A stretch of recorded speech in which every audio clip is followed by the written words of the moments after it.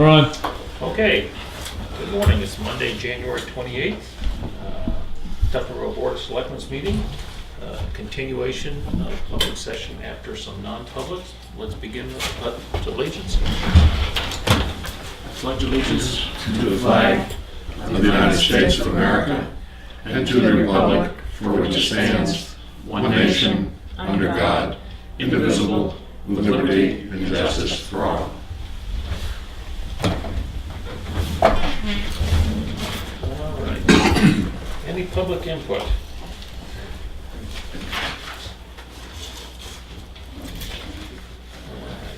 right. Yep. All right, let's go on to review and approval of minutes.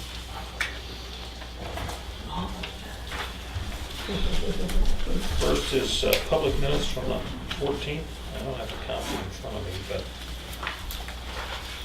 I did. I have no changes. All right. Would you like this one? Did you need one? I looked at it before, I just didn't have a copy with me. So Oh, okay. I didn't see any. I'll move we accept them as written. Second. All those in favor? Aye. Opposed? All right. Next, we have non-public minutes from 14th. Should have a copy in there. Yeah. And of course, they look good to me, but I have no changes. all right. Yeah, I'll move their acceptance as written. Second. All those in favor? Aye. Opposed? And should we wait until the 1st of February to seal these? Yes. I haven't Yes. seen a reason to have them sealed, but I don't either. wait. Wait until the appointment. Yep. All right. Next, we have Friday, January 18th, work session. I have no changes.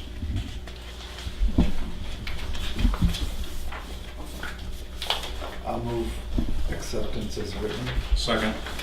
All those in favor? Aye. Opposed? Okay.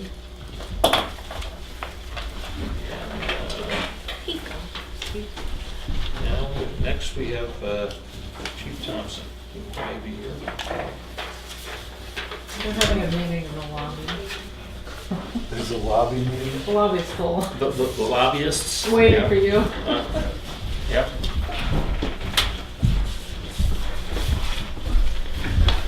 Morning, Chief. Morning, Chief. My apology for the delay this morning. No issues. I was gonna light a fire under them, but then I saw you in the lobby.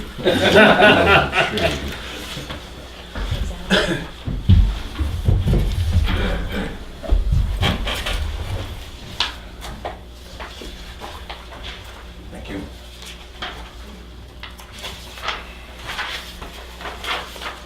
Thanks.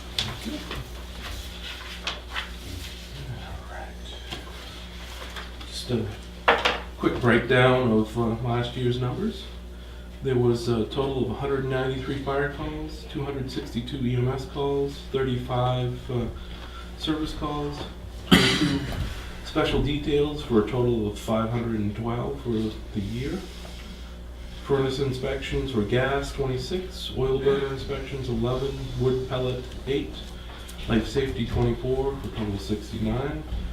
This year, for 2019, so far, 18 fire calls, 19 EMS, 6 service calls, for a total of 43, and 1 gas furnace inspection. We had 7 members of the department that took part in the 2-day airboat course that took place at Alton on the 23rd and 24th. As you know, the 24th was a rainy, cruddy day, but we, all 7 members, went through the course without any complaints. Alton Fire Rescue Department, West Ospey Fire Rescue, Tufton Fire Rescue, Vermont State Police, New Hampshire Fish and Game, and Maine Warden Service all took part in the training. The training was instructed by New Hampshire Fish and Game and Maine's Warden Service. It was no cost to our department to send our people through this training. Alton is currently in the process of setting up an airboat program. They had an airboat that was donated to their department, and they had to have some quite a bit of work done on it, and it is up and functional. And this was part of the program was for their members, obviously, to go through that. And the members that attended the training was Captain Frank Conchita, Lieutenant Chris Morgan, Captain Caleb Pike, myself, firefighter Fred Brownell, firefighter Steve McMartin, and firefighter Ray Flansburgh. And I'm proud of the 2 long days that the guys put in. No complaints, especially on the second day that it was rainy and snowing. I completed the Red Cross shelter program on the 28th and get a lot of good training from that. During this rainstorm that we had on the 24th, members worked with landscaper Corey Hunter and electrician Melvin Bean and one of Corey's workers to keep 5 Melvin Wharf from it was flooding. Water was actually coming down Wharf Road and running into the garage, into the basement of the building. Through the homeowner had 4 sump pumps running and wasn't keeping up with the water that was coming into the home. Through working with Mr. Hunter and Mr. Bean, we diverted the water with sandbags and stuff that we had in the emergency management section. And once the water got diverted, we were able to put some bigger pumps in and keep up with the water that was coming in through the whole process. And luckily, it stopped raining later that evening. So on February 9th, the Mark O'Connell Foundation for Lake Winnipesaukee will be making its first donation to the town of Moultonborough for an air rider hovercraft. And so that means that there'll be 2 more emergency boats along Alton and Moultonborough that will take up some of the ice rescues that happen on the lake. Anyone is invited to that particular event. As you may know, that Mark O'Connell was one of the people that we went out to try to rescue in Moultonborough when there was 3 fatalities between Moultonborough and Alton the year before last.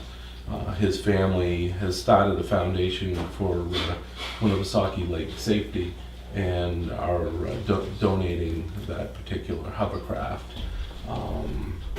to Moultonborough. So if I know that I'm going to be at a ski event for my son, but I was going to try to go to that before I leave for that. It'll be good to see the particular departments have boats that we'll have backup for future also if we get into a situation. So I think that finally, people are seeing that it's needed and it's taking place as far as that goes. We've had multiple other, different things that we've been doing as far as department-wise, but I just touched on some bigger things that have taken place. On the back is a summary for 2018 of the total amount that has been taken in as far as ambulance wise. So I'm showing there, you've actually collected $15,875. 97 cents. Yep. And 97 cents, right? But the net charges are $20,120, so our expectation is to get another $4,245. Yes. That is correct. So when we're looking at our revenues for 2019, we should be looking at 20,000 as opposed to 9,000 on there. Yeah, that is the total so far. So this is a real revenue. Yep. Okay. And the ones that have zeros. There's two of them. They were just waiting for some paperwork to come in. We actually did get money for one that was outstanding for quite a period of time. So right now, we currently haven't collected from, anyone as far as $0. You're finding this billing program to be effective? Yes. Yep. Back to your airboat and the ongoing controversy about access to Beach Pond. Are you confident that you're going to be able to affect any sort of rescues that might be needed out on Beach Pond? We could. Okay. One of a couple things. Chances are, if we were going out onto Beach Pond, we would launch from the first beach area, as long as there wasn't large bankings there. The other chance is that we would have to go in where those rocks are and stuff from the main road, type of thing. I haven't been up there, to tell you the truth, to see how wide that access is now, once the rocks were placed. So. Maybe you take a look at that. Okay. We're always working on that. Yep. Yeah, as far as, in area as far as like Beach Pond, chances are a lot of the stuff we would be doing with personnel, the ice rescue suits, and the smaller rubber boat that we have. It's when you get into going half a mile or something like that we're running into the airboat. However, if something happens to one of the houses, that the only access is from the water side of things, that's when we'd be using the airboat. Sure. On the different All stuff. secure over there. Yep.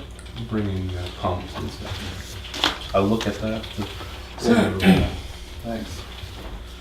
we did get a couple pictures of the chassis that had come in for the new engine. Just to give you an update on that. With when the truck was ordered. That's why they call it a chassis. Oh, Yeah. okay. Sorry. With the time period that we ordered it, we had 365 days that they had to build the truck. It looks like it'll be somewhere towards the beginning of July that we'd be seeing it this year. So this is longer than the truck you currently have? It'll be longer by like a foot and a half. That's it? Yeah. Seems like the cab is bigger. Well, as far as truck-wise, it's the same front cab as we currently have in engine 1. However, the back is a 10-wheeler instead of a 6-wheeler. And that's what the difference is. So we're making progress. Yeah. Good. Coming along. So, Here you go. thank you. Thank you, Chief. Thank you. Do you have anything further to? No? Here we go. Thank you. You have a wonderful day. All right. Thanks. Thanks, Chief. Have a good day. See you, John.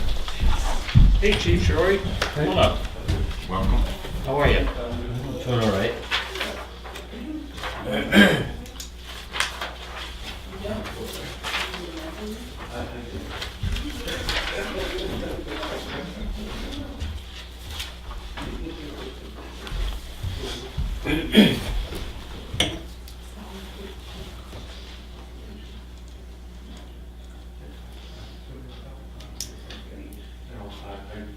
So when he lists training, Yep.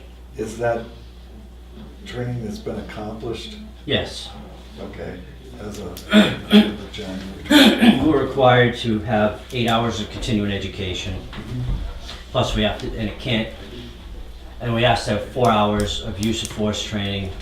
And that can't include firearms, first aid, there's a few other things it can't include. It can't include use of force. Use of force training can't include, the 8 hours can't include use of force, firearms, or first aid. So, work zone operations, we're required to have that if we're gonna do any details on a state road, a state contract. So, that's, yeah, it's not like, for example, use of force was all of us, but some of it was spread about the rest of us.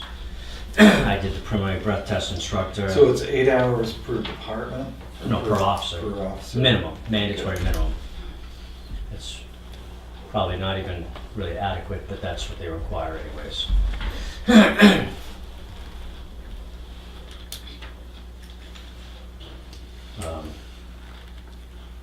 We didn't have any arrests in December. Things were a little slower. We had, obviously, we're still getting back to full staffing because, you know, Officer Fave didn't return till later in the month.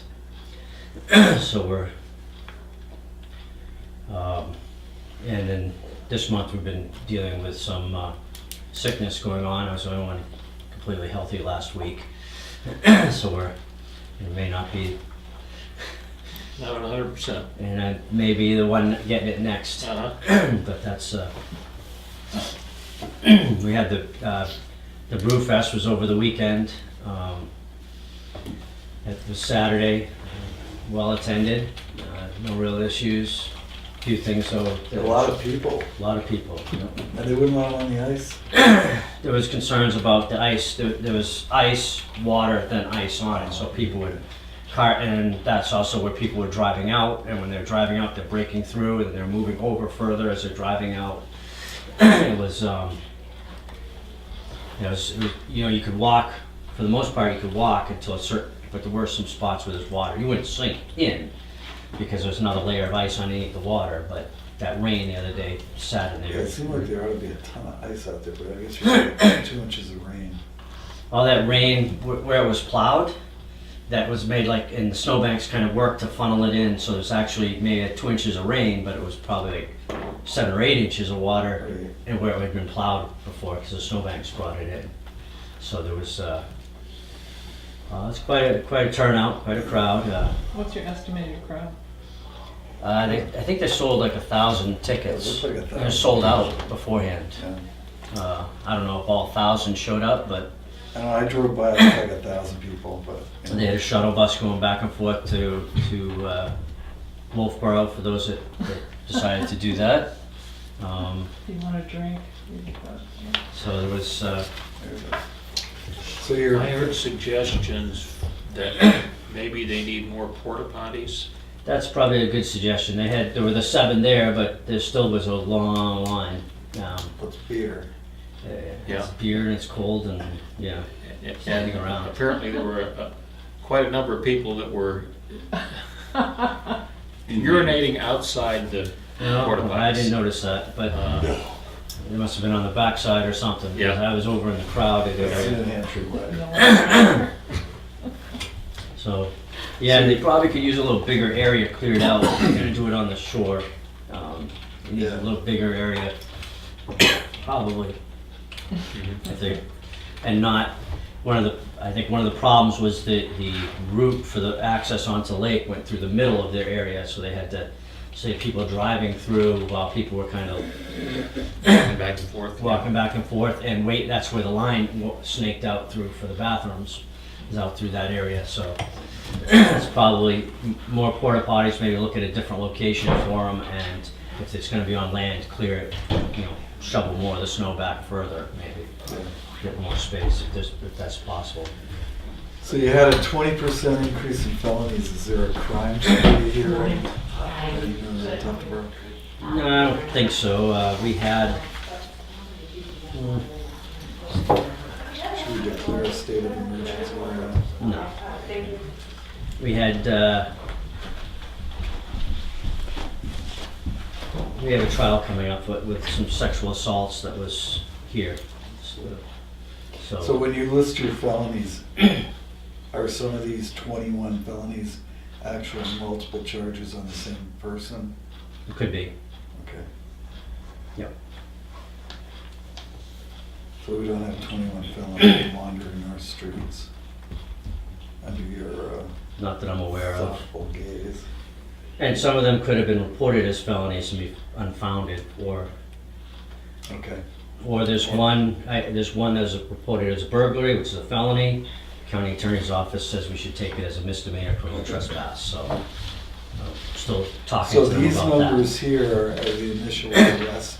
That's the initial report, Okay, how so it was it reported. It doesn't actually tell us what happened. What? It doesn't actually tell us how it played out. Right, for example, with that burglary, I feel it was a burglary, the county attorney's office says, well, we think you can easier to prove as a misdemeanor criminal trespass. They're gonna try it. And, well, they're not gonna try it. No, They're telling- you're gonna try it. Yeah, then if I try it, Right. it becomes a misdemeanor, right? Right. But I did give them some other videos of the, maybe that'll change their minds, I don't know.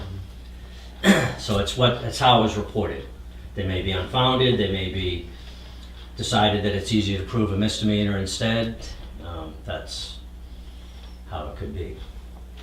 May I ask a question? May I ask a Yes, question? you may. So, does each officer prosecute their own cases, or are you the person? I do it. So you're the prosecutor, For the town for misdemeanors and violations okay. and juvenile. So, okay, so you're the prosecutor, are you also, does everyone participate in investigations though? Yes, You don't have a detective? no. But when we were down to 2 people, it kind of narrowed it down. Or you just put the hat on. Yeah.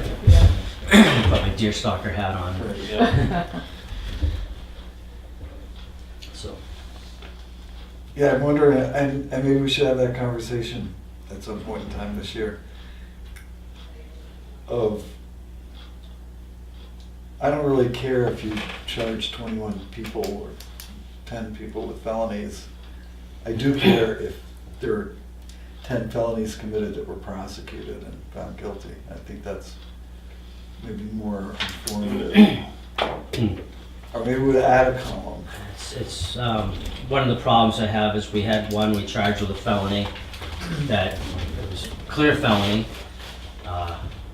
and it was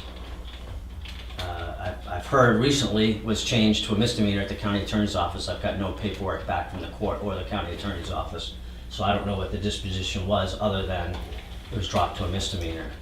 So and that was done back like in August, and I still haven't got anything back. So yeah, yeah, I'll leave it at that. Case management. Yeah, No, so I don't, if once we send it up there, we kind of lose our, I mean, what this is showing me, and I don't want to monopolize the conversation here at all. Go ahead. What this is showing me is just officer activity. Mhm. It really isn't showing me the state of play in the town of Duxbury.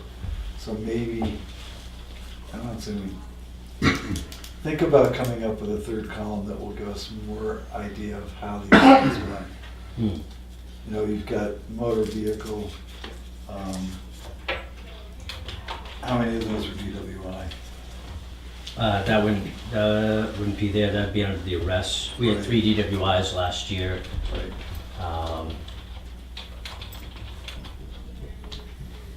I mean, it might help us allocate resources for Yeah. it as well. Just a thought. I'm not gonna be a policeman, just trying to be helpful. You know, and as I pointed out in my thing for the town report, part of it is, you know, obviously some of this, we were shorthanded, so some of the time was covered by the sheriff's department, and so we ended up, sometimes, so while these numbers, for example, maybe, for example, accidents, there were other accidents. If the sheriff's covering, it's their statistic, not yours. Is that how that works? Generally, yes. Yeah. But sometimes, like last night, they were covering and they had a call that they put off till today, so I have to follow up on it. So depends on what it is. They may, if it's an emergency, they will take care of it. But if it's not an emergency, they will Comes back to you, yeah. comes back But to it's, us. but the stat is. The stat is what we've covered. Reflects just who deals with it. This reflects what we've dealt with. So this is just giving us officer activity. Yeah, Yeah. department But activity. it would be nice to, department Well, activity. Be nice to and know- it's probably a different, Well, totally different report to look at, Well, to break down some of the other stuff you're talking about. and I may not have some of that information per se easily accessible. For example, I know there was a sexual assault that the state police investigated because it involved somebody out of the county across the state, and, I mean, they told me about it. It was related to our sexual assault that's listed in And it here. happened here? It happened here, Okay. but it was across this, they have a grant, there is a grant that's funding a sexual assault investigator to the state police, and so she went and investigated that because it was it was a distance away, and it actually came roundabout. It didn't come reported to us, it wasn't reported to us, it was reported to another agency in another county anyway. But it might be helpful to, I mean, educating the public about the state of play in Tuftonboro, I think is important. So maybe get a report from the state police, get a report from the county, and include it in an annual report. Well, my annual report does list by incident-based reporting what the different offenses that have come in are, whether they're sexual assault, whether they're burglaries, whether theft from a building, Right. or whether they're, offenses against, or, ID theft or impersonation or something like that, it's fraud. It breaks it down a little differently. Okay. Great. I'd like to build on what these gentlemen said. First of all, do we have these totals for the year? Thought I gave them. No, the annual total for the year, not just by month? I only do them by the month, I haven't done them by the year. Okay, you don't do that. The other thing is, in the last course of the year, there's been a number of serious cases, correct, in town? There was a spill that you investigated down by the lake, right? Down on Bay Street, The spill of, hazardous material or something? trying to think. Jog my memory some more. Talking about the propane leak? I don't. That was one of the cases and the county attorney declined it. That was one of the felonies. It seems every month there's a number of cases that I would classify as big ones. Okay. Is there a way, sir, as skilled as you are, working with the county attorney or the powers to be, to appropriately summarize those things with the Board of Selectmen? I don't know if it can be done in non-executive or whatnot, but do you understand what I'm I saying? know what you're saying. I could do, it's a matter of time. I've been busy, but I could do like a press release if something major comes up. Tried. I have to, like for example, with the sexual assaults, that goes through the county attorney's office, and that's for them to really decide what Well, can be public or not. So we I have had to signs stolen, right? That was a case. sign stolen. Right. Yes, yep. Okay. And that just recently pled out. Okay, so you can give us an update on That was a misdemeanor. There was several signs that were stolen. Well, we continue. We had a drug arrest in Mansfield. That's public information, right? That was we assisted another agency, That's so that right. doesn't show up as our stat at all. No, but I think that's important. So when we assist, I would make that clear. So sometimes we assist other agencies like that. That would be an incident, that wouldn't be an offense because we can't double count them. Like, for example, that sexual assault. If I worked with the state trooper, there was the detective that worked on that, but that became an assist another agency. That's not a sexual assault that shows up in our stats because I'd be double counting it. Right, but if, I think where Lloyd's coming from is, how do we keep the community apprised of what's going on in the community, regardless of whether it's something that you take the lead on or some other agency takes the lead on. If it occurs in the town of Tuftonboro, it's certainly relevant to all of us that live here. Yep. I don't think any of us around this table would be suggesting that we want to put any active case at peril by Right. No, I putting information out there. I understand. But, even, I would think that even in the most ongoing case, there's some information, some general information that can be made available to let people in the community know what's going on in the community. And, you know, whether it's drug activity, sexual assaults, breaking and enterings, and whether eventually it rises to the level of being a felony or a misdemeanor, or somebody dismisses it down the road. It's activity that's going on in town that people hear things about, and oftentimes when you hear stuff through the grapevine, 95% of it is wrong. So how is there a way that we can put some basic information out that it is viewed at least as authoritative about what's going on? And if somebody embellishes beyond that, at least there's some official information about what's out there. I could do some press releases on things, but like that drug case, Mansfield, you said that, I was specifically directed not to say anything by the powers that be that were actually handling that case, so, that was their case. Not even acknowledge that it happened in Tufton Road? Yeah, we were left to, just like with the drug overdose death that was investigated, that was an attorney general, they have to make the call on that. Chief, Yeah. you are a wise, intelligent investigator. And we get this information from the newspaper, but not a blurb from our law enforcement people in town.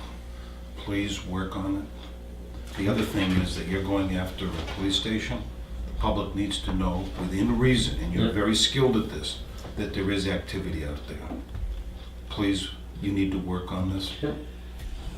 And if you think your cases are being wrongly rejected by the county attorney, there's a couple ways we can handle that.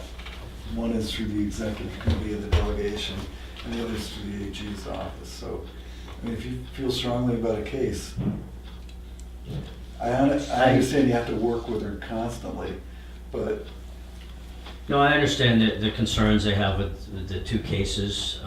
Like I said, one is burglary, I feel it's a burglary. They couldn't get one of the videos to work or something, so I sent the videos up again so they can see it again. If that doesn't work, I'll take it as a misdemeanor, we'll go from there. I understand the issue involved that they're looking at, and I'm not totally I'm not adamantly like, I'm a little, believe me, if I'm frustrated, I'll say something. That's a fair statement. Okay. I'll definitely, I had two of them. and I have, I think they know they'll hear from me if I need to say something. well, and we can say things as well. I mean, if there was a point in time a few years back of dramatic underfunding of that office, which consequently made prosecuting cases a lot harder. I don't think that's currently the case, but we can certainly go before the delegation, yell and scream just like everybody else.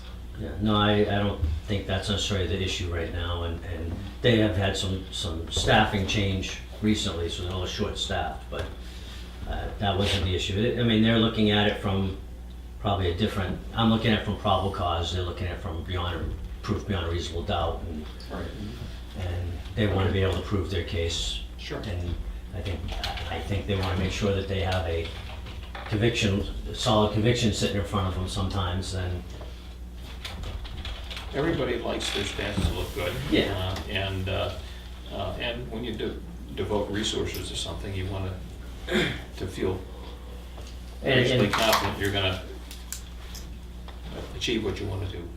So, especially yeah. if your resources have some limits to them, Right. obviously. But I had two things.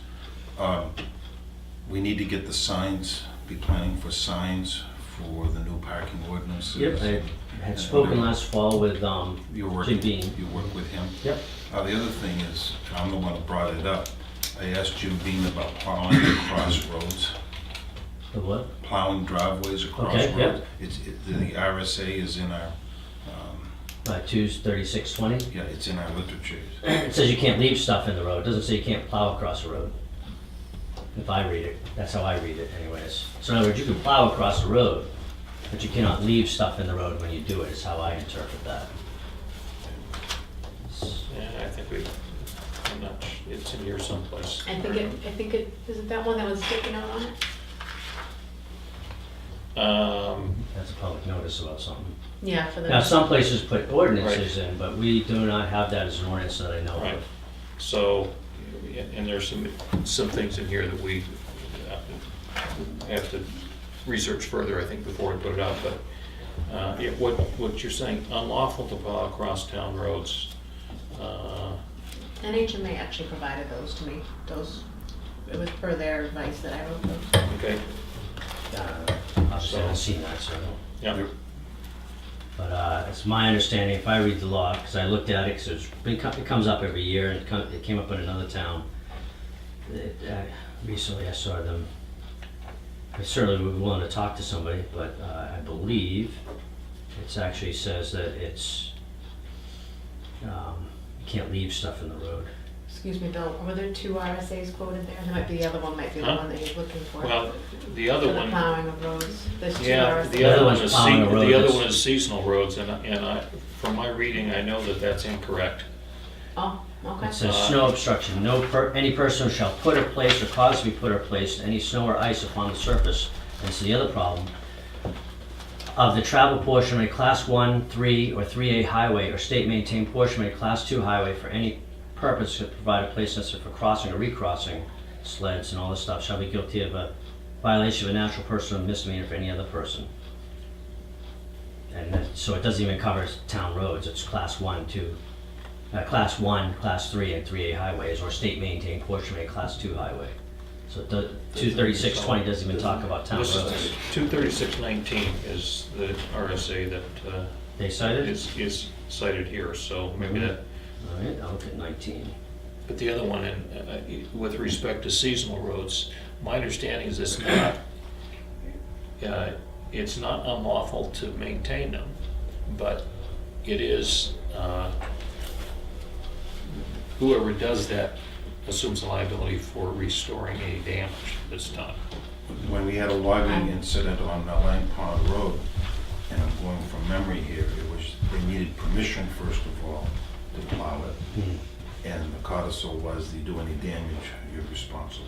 Right. There might be more information in that yellow folder, I believe I had. Yeah, well, But 230. nonetheless, yeah. Anyway, Yeah, we can look at it later. you know, that needs more Okay. work before we put it out, I believe, so. So, anyway, I don't know if you're It's a looking. work in progress, how's that? Yeah, no, I mean, I know some places maybe have enacted town ordinances relative to it, but I'm looking at 23619, it's called obstructing water, but it does talk about logs, earth, or other substance within the limits of a highway. Injures or renders it unsuitable for public travel. I mean, if Well, such. One of the things that, the last time the road agent was in, we had a conversation about is, one of the issues with plowing across a road is, even if you get what you're plowing out of the travelway, you're then into the roadside on the other side, and does that obstruct the movement of snow and water and stuff off the road? I mean, if I take and plow from my driveway across the town road to the other side and just leave it, okay? Well, guess what? It's right at the edge of the road, and it does impede. Yes. Especially if it's not your property, what rights Right. do you, especially if you're pushing it beyond or something. Right.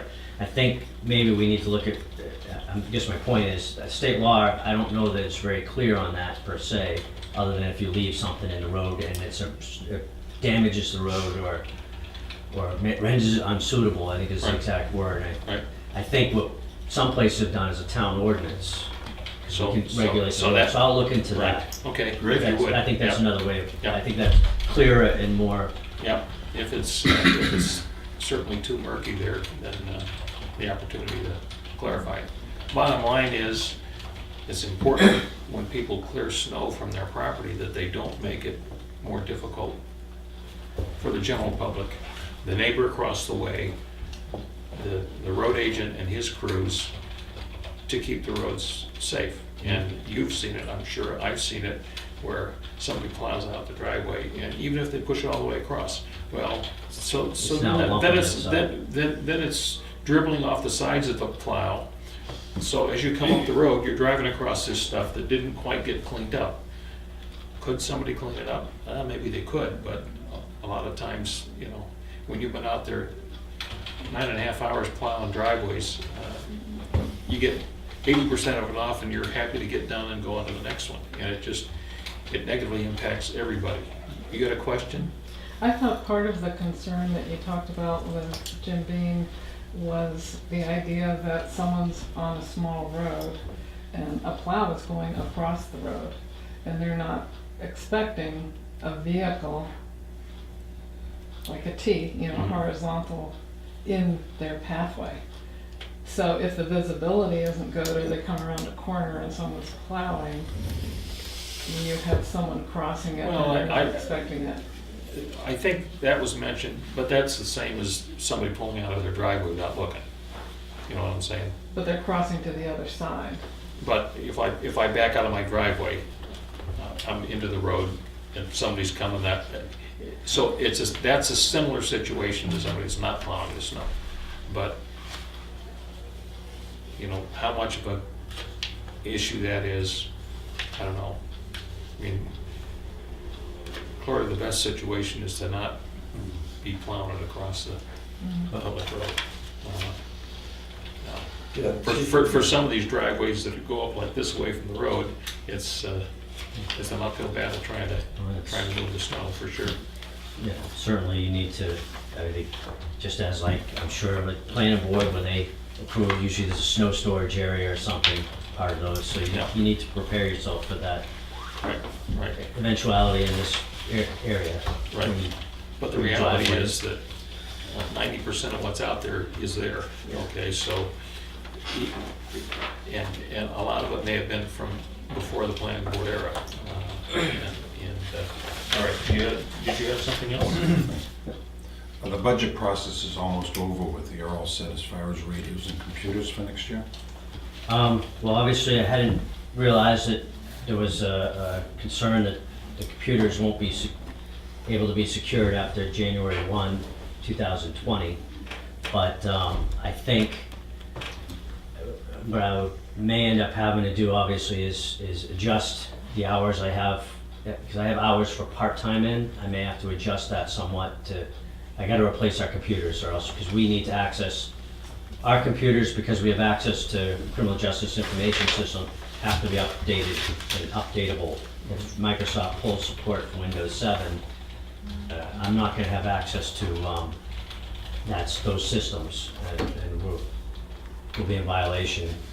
So I think I have enough to cover it by adjusting in that area, is how my thoughts were. All right. Because we need to, obviously, we need to keep those up to date, and unfortunately, I didn't realize that before the budget process had kind of come and gone, so I don't think I need to necessarily revisit the bottom line per se, but it's just gonna be, I have to adjust whether we do, How you use resources. how I Yeah. use my resources. And is the county improving its radio system at all since we There's last a, spoke? there's a federal grant, Homeland Security grant, that is, in fact, I just spoke to the sheriff about it the other day. That's going, they have a significant grant that they were awarded over the last couple of cycles.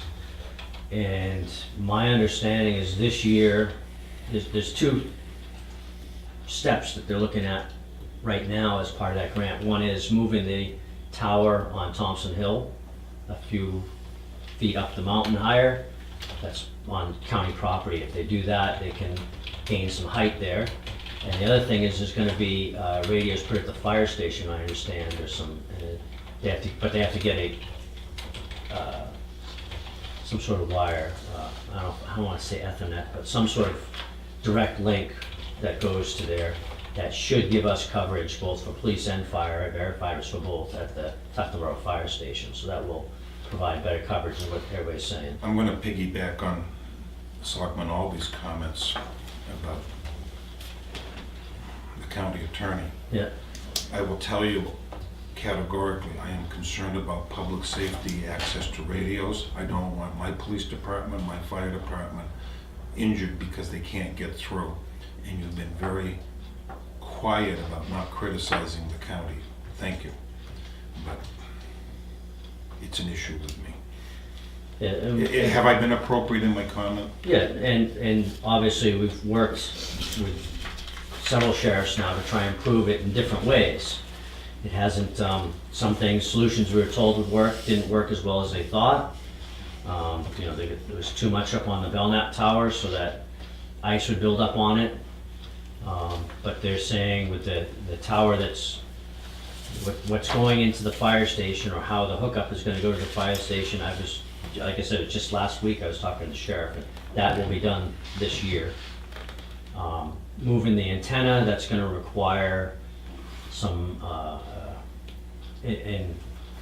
on Thompson Hill, they're going through the process of getting that.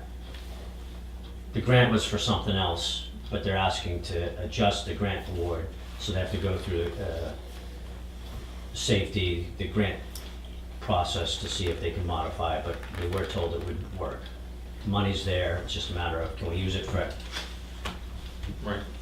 B versus A, solution B, which may work better, so and then they just have to actually work on moving the tower. And there will be probably some work that we'll have to do on our radios once the other repeaters put on the fire station here. There'll be some work we're gonna have to do on our radios to program it in, so it'll be a new repeater that has to be programmed in.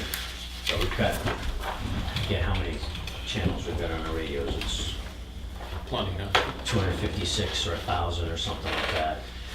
So, not that we use them all, but we also have to keep, in order to qualify for Homeland Security grants, we have to have a couple banks of federally required radios, frequencies, so. Not that we use them ever, but But you got it, huh? we have to have them if we want to qualify for federal grants, so. Okay. Anything else? No. Thank you, Chip. Jim? Oh, I'm good. All right. Thanks. And the appointment was all signed, everything? Will be. Will be. Yep. Okay. And not, Friday morning? Friday at 9. Great. Super. What happens Friday night? Swearing in the Oh. new Abby goes. the police officer. It's February 1st. Yep. All right. And now we got our 9:45 appointment. We're almost a half hour behind.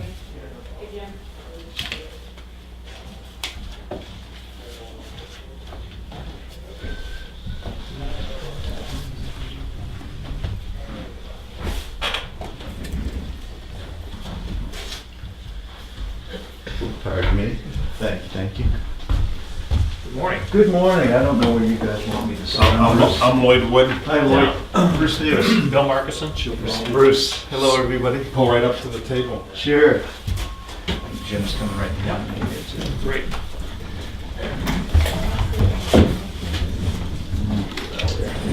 Join us, Jim. Come on down. Yeah, come on up to chat. You sit at the big table with us.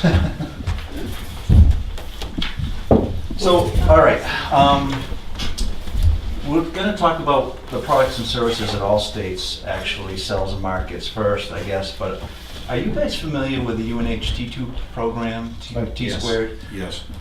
Unfortunately, I got roped into doing a bunch of classes with those guys, so I speak with them quite often for classes. And a lot of the stuff that's here, including like every treatment and preservation that is used in New England, is gone over in those classes. So a lot of the stuff, if you ever have a chance to take that class, you'll find, I think, helpful in deciding what to do with your road network and what products and services to use. I think that might have been where I first met you, actually. You might have, yeah. It's years ago, and it's listed underneath Road Maintenance 101, and they have some for elected officials and administrators, and then there's one for the public works directors like yourselves. So there is a distinction. Just make sure that you read the syllabus through and make sure which one it is.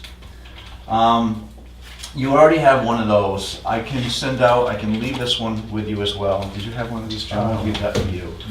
And I can also electronically send you copies of all of this stuff so that you have it for your records as well. I was talking to Jim real quickly about exactly what size your network is. It sounds like there's about 35 miles of paved road, somewhere in that neck of I woods. think it's 32 or 34. Okay. And far as gravel that you maintain with the grader and stuff, so another 15-ish, something in that area? Probably. All right. So let's start there with the gravel roads. We supply chlorides, liquid calcium chloride to a lot of the surrounding towns, and that's another thing. We do work in every single town around you guys, and I haven't done work in this town in Okay. 30 years, so that's why I wanted to meet with you guys. But for dust control, base stabilization, anything that you need to maintain gravel roads, we can provide that for you. And for pricing and stuff, we can talk about that at some point in time. The cost per mile it varies greatly because how much you use in a given mile of road varies from town to town. Some guys use 400 gallons a mile, some guys use 2,000 gallons in a mile. It depends on what their level of service they're looking for. Some guys want to be able to smoke a tire on gravel road, and some guys just want a little bit of dust suppression. So, Right, I think it all depends how much sun you get in that oh, spot. it varies greatly in the traffic and the water content that's there. So that's the gravel side of it. When you'll see in the flyers there, I'll start with the lower cost treatments that we provide, and then that would be the fog seal, which really doesn't probably provide something that would market for the town. You'll see a lot of that used on the interstates where they'll do the main lines where they'll mill out 1.5 inches and put that pavement back in and not do anything to the shoulders. And they're utilizing the fog seals as a preservation method for those areas that haven't been touched. And on a street in town, with the amount of dry time and cones that are needed, I don't really see it being a practical use for the town. So I think we'll probably skip right over the fog seal and jump right into surface treatments, and then we'll work our way down.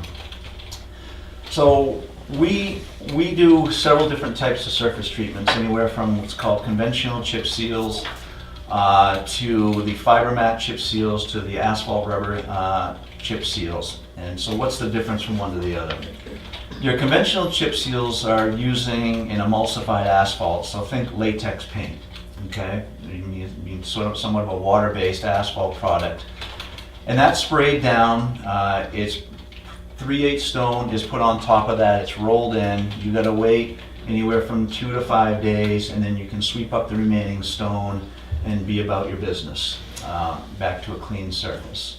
But there is that waiting period of time that you do have loose stone in the roads, and it fits really well for some of the smaller communities with smaller budgets, places that are trying to treat as many miles of road with the small dollars that are afforded to them, and it's a great preservation technique for them. We found that once you start getting into around the lakes region with the amount of people that you have coming up in a seasonal atmosphere, that isn't always a great fit. So Meredith, for instance, and Molten Borough, and a few other surrounding towns have switched over to the asphalt rubber chip seal. And that would be a product that the liquid is actually the same liquid that they make hot mix with. So it's an asphalt cement, it's heated up to about 400 degrees, and suspended in that asphalt is ground up tires. You ever familiar with the ball fields, or you have the material that's used for the Sure. fake grass? So that's pretty much what it is, and it's 20% of that material is the ground up tires, which gives you a lot of flexibility to move with the cold weather and flex up and down and resist cracking.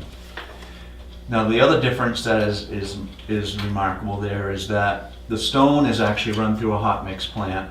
It's heated and treated on site hot, it's put down, it's rolled, and it's swept same day. So when you leave at the end of the day, you have a clean surface and you don't have a loose stone and a concern over a period of time. So let me stop 2 seconds. Questions in the conventional versus rubber? You guys have any questions at this point that you want to talk about before we move on? Well, is there any difference in the longevity between the two? Drastic. You're talking about somewhere, and everything that we're gonna talk about has a service life, and we'll talk about that later on, why it has a service life. But a conventional chip seal on the correct candidates, and any of the surface treatments, we're talking about pavement that is smooth, something that plows clean, it doesn't have wheel ruts, it's not undulated and falling apart. Any kind of preservation technique that I'm gonna talk about right now is not something that's gonna fix a bad road. It's about taking a snapshot of a good road and preserving that and stretching out those hot mix overlays down the road. So you're not, and pavement, from the second you lay pavement down, it starts to oxidize, right? It goes from black to gray very quickly now because the asphalts are not what they used to be. And whenever you start getting the oxidized process, it means that it's getting stiffer. And right now, what are the roads doing, right? They're starting to move around. And when that flexibility in your pavement goes away, that's when you start getting the cracks to open up. And the more cracks you get, the more water you get in. You get the differential heaving from the salt, gets an intrusion, and it starts moving more and more and more. And the cracks will continue to get worse over time. So by taking a pavement early in its life cycle and putting a surface treatment over it, you're locking the oils in place. You're keeping the air, the sunlight, the water out of it, and maintaining flexibility. And that's really the theory where you're going to get your best bang from preservation. So when we're talking about a conventional chip seal with the stone that needs to be swept 2 to 5 days later, you're somewhere got a service life of anywhere 4 to 7 years, somewhere in that ballpark, 5 to 8, 4 to 7, depending on the candidate that you choose. Whereas in a town environment, the state switched over all the asphalt rubber, but in the town environment, when you got probably less plow cycles and less traffic, we're seeing anywhere, some places get up to 12 years, but mostly we're saying 6 to 10 years out of a life cycle of that. The conventional chip seal. The rubber will go 6 to 10. Okay, all right. And we'll get somewhere 4 to 7 out of the Well, you're not saying that this is, I mean, my understanding from the pavement study was that there are roads that we're gonna rebuild. Yep. That's on the schedule. Yep. But there are other roads that we're not gonna do for 3 or 4 years. And the chip seal is gonna get us that extra 3 or 4 years.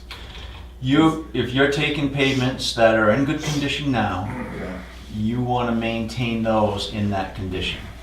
And those are the roads that you need to pick, and they're going to get a life extension. if you- Define good condition though. Let's say it's got centerline cracks, is that good condition? Yes, but I would also say that we don't sell crack sealing, but I would definitely recommend doing crack sealing in that center seam. Would you do that and then apply the? Prior to. Yep. Prior to ahead of us, because any kind of crack sealing that you do, sometimes we'll have trouble with plows hooking into it and rolling it out. Yep. That'll be all eliminated with any kind of surface treatment that you use. It'll lock it all down, and plus it looks better. You were asking me what you're going to get out of this. So if you take your overlays, your hot mix overlays, they're somewhere in a 3 to 5 year life cycle, right? You do an overlay, it's year 3, 4, or 5. You still got flexibility in there. I mean, you could do it sooner, but most people don't have the budget. You put some sort of a surface treatment on that, you're going to push that next overlay down the road somewhere between 4 to 7, 6 to 10, depending on which treatment you But use. that's putting it on the same year that you do your overlay, No, year 3 to 5. year 3 to 5. So what There's a window we're that looking we're- at for this year is on pavement that was laid down, I think, 5 years ago, right? It was ledge Upper hill, ledge correct? hill, Upper ledge hill, right. That was laid down probably more like 8 years ago. And it's And it showing wasn't its age. ground. What's that? And that section was never ground. Correct. So I wouldn't really consider that even. If it has Even the church. lower section has got that centerline cracking going. I mean, at Yeah. what point do we address? The center line cracking, for what we do, wouldn't be the biggest concern because a crack seal in that, before we come in and do it, is minor cost. Right. But if you have wheel rutting and you have a lot of undulating and base problems, then that's not the candidate for you to use this stuff on. Mhm. I would say you're wasting your money. Go find something that's in good shape and you get a heck of a bang for your buck. And what's the cost per foot on this stuff? Or- Everything's based on a square yard cost. So length times width divided by 9 will give you square yards. Conventional chip seals for budget numbers I would utilize a $2.45 per square yard, $2.45 a square yard. And for your rubber chip seals, like what Meredith Moulton are using, somewhere around, for budget numbers, $4.60, $4.65. So you're gonna get twice as much life out of the rubber, is that the point? I think that you'll at least probably get twice as much life out of that. That's for a normal road. A good candidate condition road. For example, we have 3 roads in town that loaded tractor trailers go over. Mm-hmm. And am I incorrect? Every class I've taken says that one loaded 18-wheeler equals 30,000 cars. Right. It's crazy. They've stopped even counting vehicle counts with cars. It's all about trucks. And we own a lot of trucks, and I know. And truck traffic demolishes roads, just absolutely demolishes.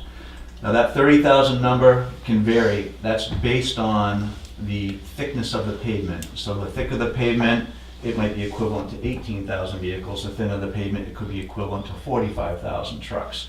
So there's a variable in there, and it's based upon thickness and road build.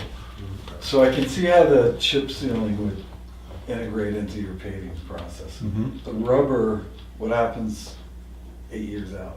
The asphalt rubber chip seal Yeah. mean specifically what happens to the rubber in that liquid? Well, are you gonna put a coating over it? Hey, can you do an overlay over that? If you find, yeah, you can do anything over the top of any of these processes we're talking, but let's say that you take an overlay or a road that was rebuilt 5 years ago, do an asphalt rubber chip seal over that, okay? 8 years go by, and you look at this road and you're evaluating, what do we do with this road? If that road is still in good condition, meaning it has a good profile still, you can go right back over it and seal it again, or you can defer any maintenance down the road until you start having some problems and you want to pave it at that point in time. But you're just trying to shove maintenance down the road so you can So if concentrate you go dollars. through the grinding process, let's say you've got a. Grind, grade, compact, put back hot mix. And you can do that with the rubber as well? Absolutely. Okay. The ground up rubber comes in small little tiny beads, and it's actually melted and suspended in liquid, and you will never ever know it. Yeah, it doesn't affect the other No. pavement? No, Okay. not whatsoever. So, any other questions about those 2 treatments? Yes. Yes, Do you do grinding? we do, and we're gonna get into that as well. How much a mile? How wide? So you want 22 feet. square yard, so a square yard, a mile by 22 feet is 12,920 square yards, thereabouts. Are we providing the grader and the roller?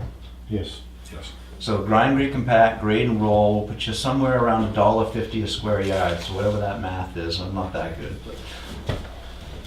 $18,000. Is that what it is? I'll take your word for it. So 5,280 times 22 divided by 9 equals 12,906 times 1.5 gives you 19,350, 360. Does your company do road building or just paving and treating? We don't do road building in the division that's up here that would access this network. We do down in Massachusetts, but not here. Our next question is, you said that you've worked in nearby towns. Every town around you. Yeah, can you give the secretary at your own convenience a list of half a dozen locations, so in good weather I could go look at them? Would you mind somebody writing me down a note to remind me as questions come up, and then we'll go over that afterwards. Thank you. And when you pave, what is the road pitch of your pavement? When we pave, Yes. we actually don't do a lot of paving up in this area. There's been some major changes, which you have a meeting tonight, I understand, maybe with Carroll Concrete, FR Carroll? Did I hear? Jim might. I had a phone call conversation, so I'm aware of what you're talking about. You are? Yep. But yeah, that has, well, I don't know that we have a time set, but yeah, we are gonna talk. This week is what I was told. I'm not at liberty to say anything until Thursday, so. I'm aware. Okay. Okay. There are tons and tons of ground glass in Wakefield. Is ground glass used in road building, to your knowledge? They played around with it. They started putting it in the hot mix, and they had a lot of trouble with it because you couldn't get that consistency in the ground glass that you didn't allow shards to be poking up through and popping tires. I know the state doesn't use it for anything, but in talking with Jim, there is an application where when you put in culverts and underneath roads, when it's Drainage around It's culverts. good for bedding. when it's not gonna come anywhere near the surface. I'd like to tell you I have a lot of experience. I don't, but we need to find something to do with it. I don't know about the gravel. I only know about the hot mix application that was a fail, but somewhere else I can't say. Even the state of New Hampshire, number 2 and 3 guys in the highway department at my TAC meetings said we could save millions of dollars if they were allowed to use it on a statewide basis. So I thought Maybe in that the was, future. you know, I understand that it's, and we have plenty of broken bottles. It's all about the processing of the glass, I think. Sure, yes. The other thing is, in past years, there's been 2 schools of thought in the public. You do a road, there's the first coat, correct? Of The tar- base. A base, Yeah, and then there's another coat. yeah, the top coat or And overlay. it makes no difference to me whether you do everything 1 year or whether you wait a year to see if there's an imperfection or something that comes up. Do you have a professional opinion on that? I do, I just don't, hopefully it doesn't bind with anybody else's opinion, but here's how I view It's it. your opinion, and that's why I'm asking. To me, living in New England, if we were in Florida or in a warmer climate, then I'd have a different opinion. But where we live right now, with the amount of water that we have in the ground and the temperature that we deal with, that when you grind, grade, and compact a road, you rarely ever get that compaction back to where it was before they ground the road up, because time, moisture, frost freeze will create more compaction than what you usually will get with a roller in a 1 day's work, okay? So you never get that compaction perfect where you want it, rarely. So if you grind, grade, compact, put down 2.5 inches of pavement, Yes. because most of the time 4 inches is your new standard, 2.5 and 1.5. Put 2.5 down, roll it, let it go through that 1 season of frost freeze cycle. Any kind of imperfections will kind of show themselves probably in that first year, and you can accommodate those when you put that 1.5 inch overlay. So if you get a couple of whoops or a couple of spots that will compress in the wheel ruts, you can pick those back up with your overlay because you waited one season. My personal opinion. Well, we've seen it. So It's proven. how much did you pay him to say that? That's Oh, what- I didn't know if I was gonna buck what you said, I didn't No, know. no, that is because That's what we've you've seen seen. it before. We've seen it where they paved the road, even around us, more around us than Yes. here. Like when they did Sawyer Road, I don't know if you're familiar, when they paved Sawyer Yes. Road, how bad that was the first year. They put the top coat over it and it's corrected it. It's made a huge difference. I mean, I think it's the only way to go. Yeah, the only caveat I have for something is that if you have a program where you're putting that top coat on a year later, great. But historically, it's been, we'll do the top coat next year, and it's 3 years down the road, 4 Well, years in down this the road. Don't do that. town, in my memory, in this town, you've been, 90% of the time we've done it the With second the- year. the I mean, next first, year. yeah, the next year. but Only you're right, once- you gotta be, Only you once can- have we not done it the following year. you gotta be disciplined about staying with the program. Hmm. Put down a base coat this year, next year come back and do the And top there's, coat. and there's some options, because I run into the same thing all the time. People put the base down and they walk away from it and it doesn't get done, and 10 years later, the road is worse than it was before, because that base coat is more porous, it absorbs more water, it's not thick enough, and it deteriorates if you don't do something with it. So if you're gonna put a base coat down, and you don't have the funding to do something within year 2 or 3, some guys will come in and put a conventional chip seal because it's a lower cost price point, knowing that they have to put something on it. I'm a big proponent, you've got to get that thickness to hold up truck weight, okay? So you could put a seal coat over it just to buy you a year, maybe 2, but you 100%. But here's another thing to think about. So let's say you grind grade, put down 2.5 inches of base coat, and you put the top coat on the same year. Because you put it on the same year, some hot mix companies won't tack coat between the 2 layers because it's the same, maybe the next day or the same day. Whereas if you wait for a season, you know you're gonna get a tack coat between those two layers. And I think tack coating between pavement layers is a very, very important thing. Just my opinion. Gluing it all together. Makes a big difference. Take two boards, put them on top of each other, glued versus not glued. What's the difference? Sure. Drastic. It's a lot of science. So does the benefit of a chip coat or a rubber coat overlay only start happening after that final layer of asphalt on the road? Most And has been there for a couple of years? Most of the time. Most of the time. Unless you're trying to seal out a base coat just as a temporary measure, then you'll see it then. But most of the time, all your pavement structure is in place. It's there, and you're just trying to take a picture of it and preserve it the way it is right now in a good condition. That's what you're trying to do. There are really only a few good roads that I would say that we actually have in town that still maintain, a decent hitch and doesn't have wheel rutting, are the ones that we've actually done in the last probably 4 or 5 years. Correct. Because it's been done the right way, Well, in my opinion. I think, it's just the longevity of it too. Sure. We're not gonna go to a 10-year-old road and wanna chip seal it. Not if it's not in good shape, you won't. I don't think And we is are. there a I'd have to go back and look at the recommendations. I don't remember exactly where she recommended that we chip seal this year, but if we go back into the detail and look at the pavement condition based upon their assessment, I'm guessing that's why it's driving it's.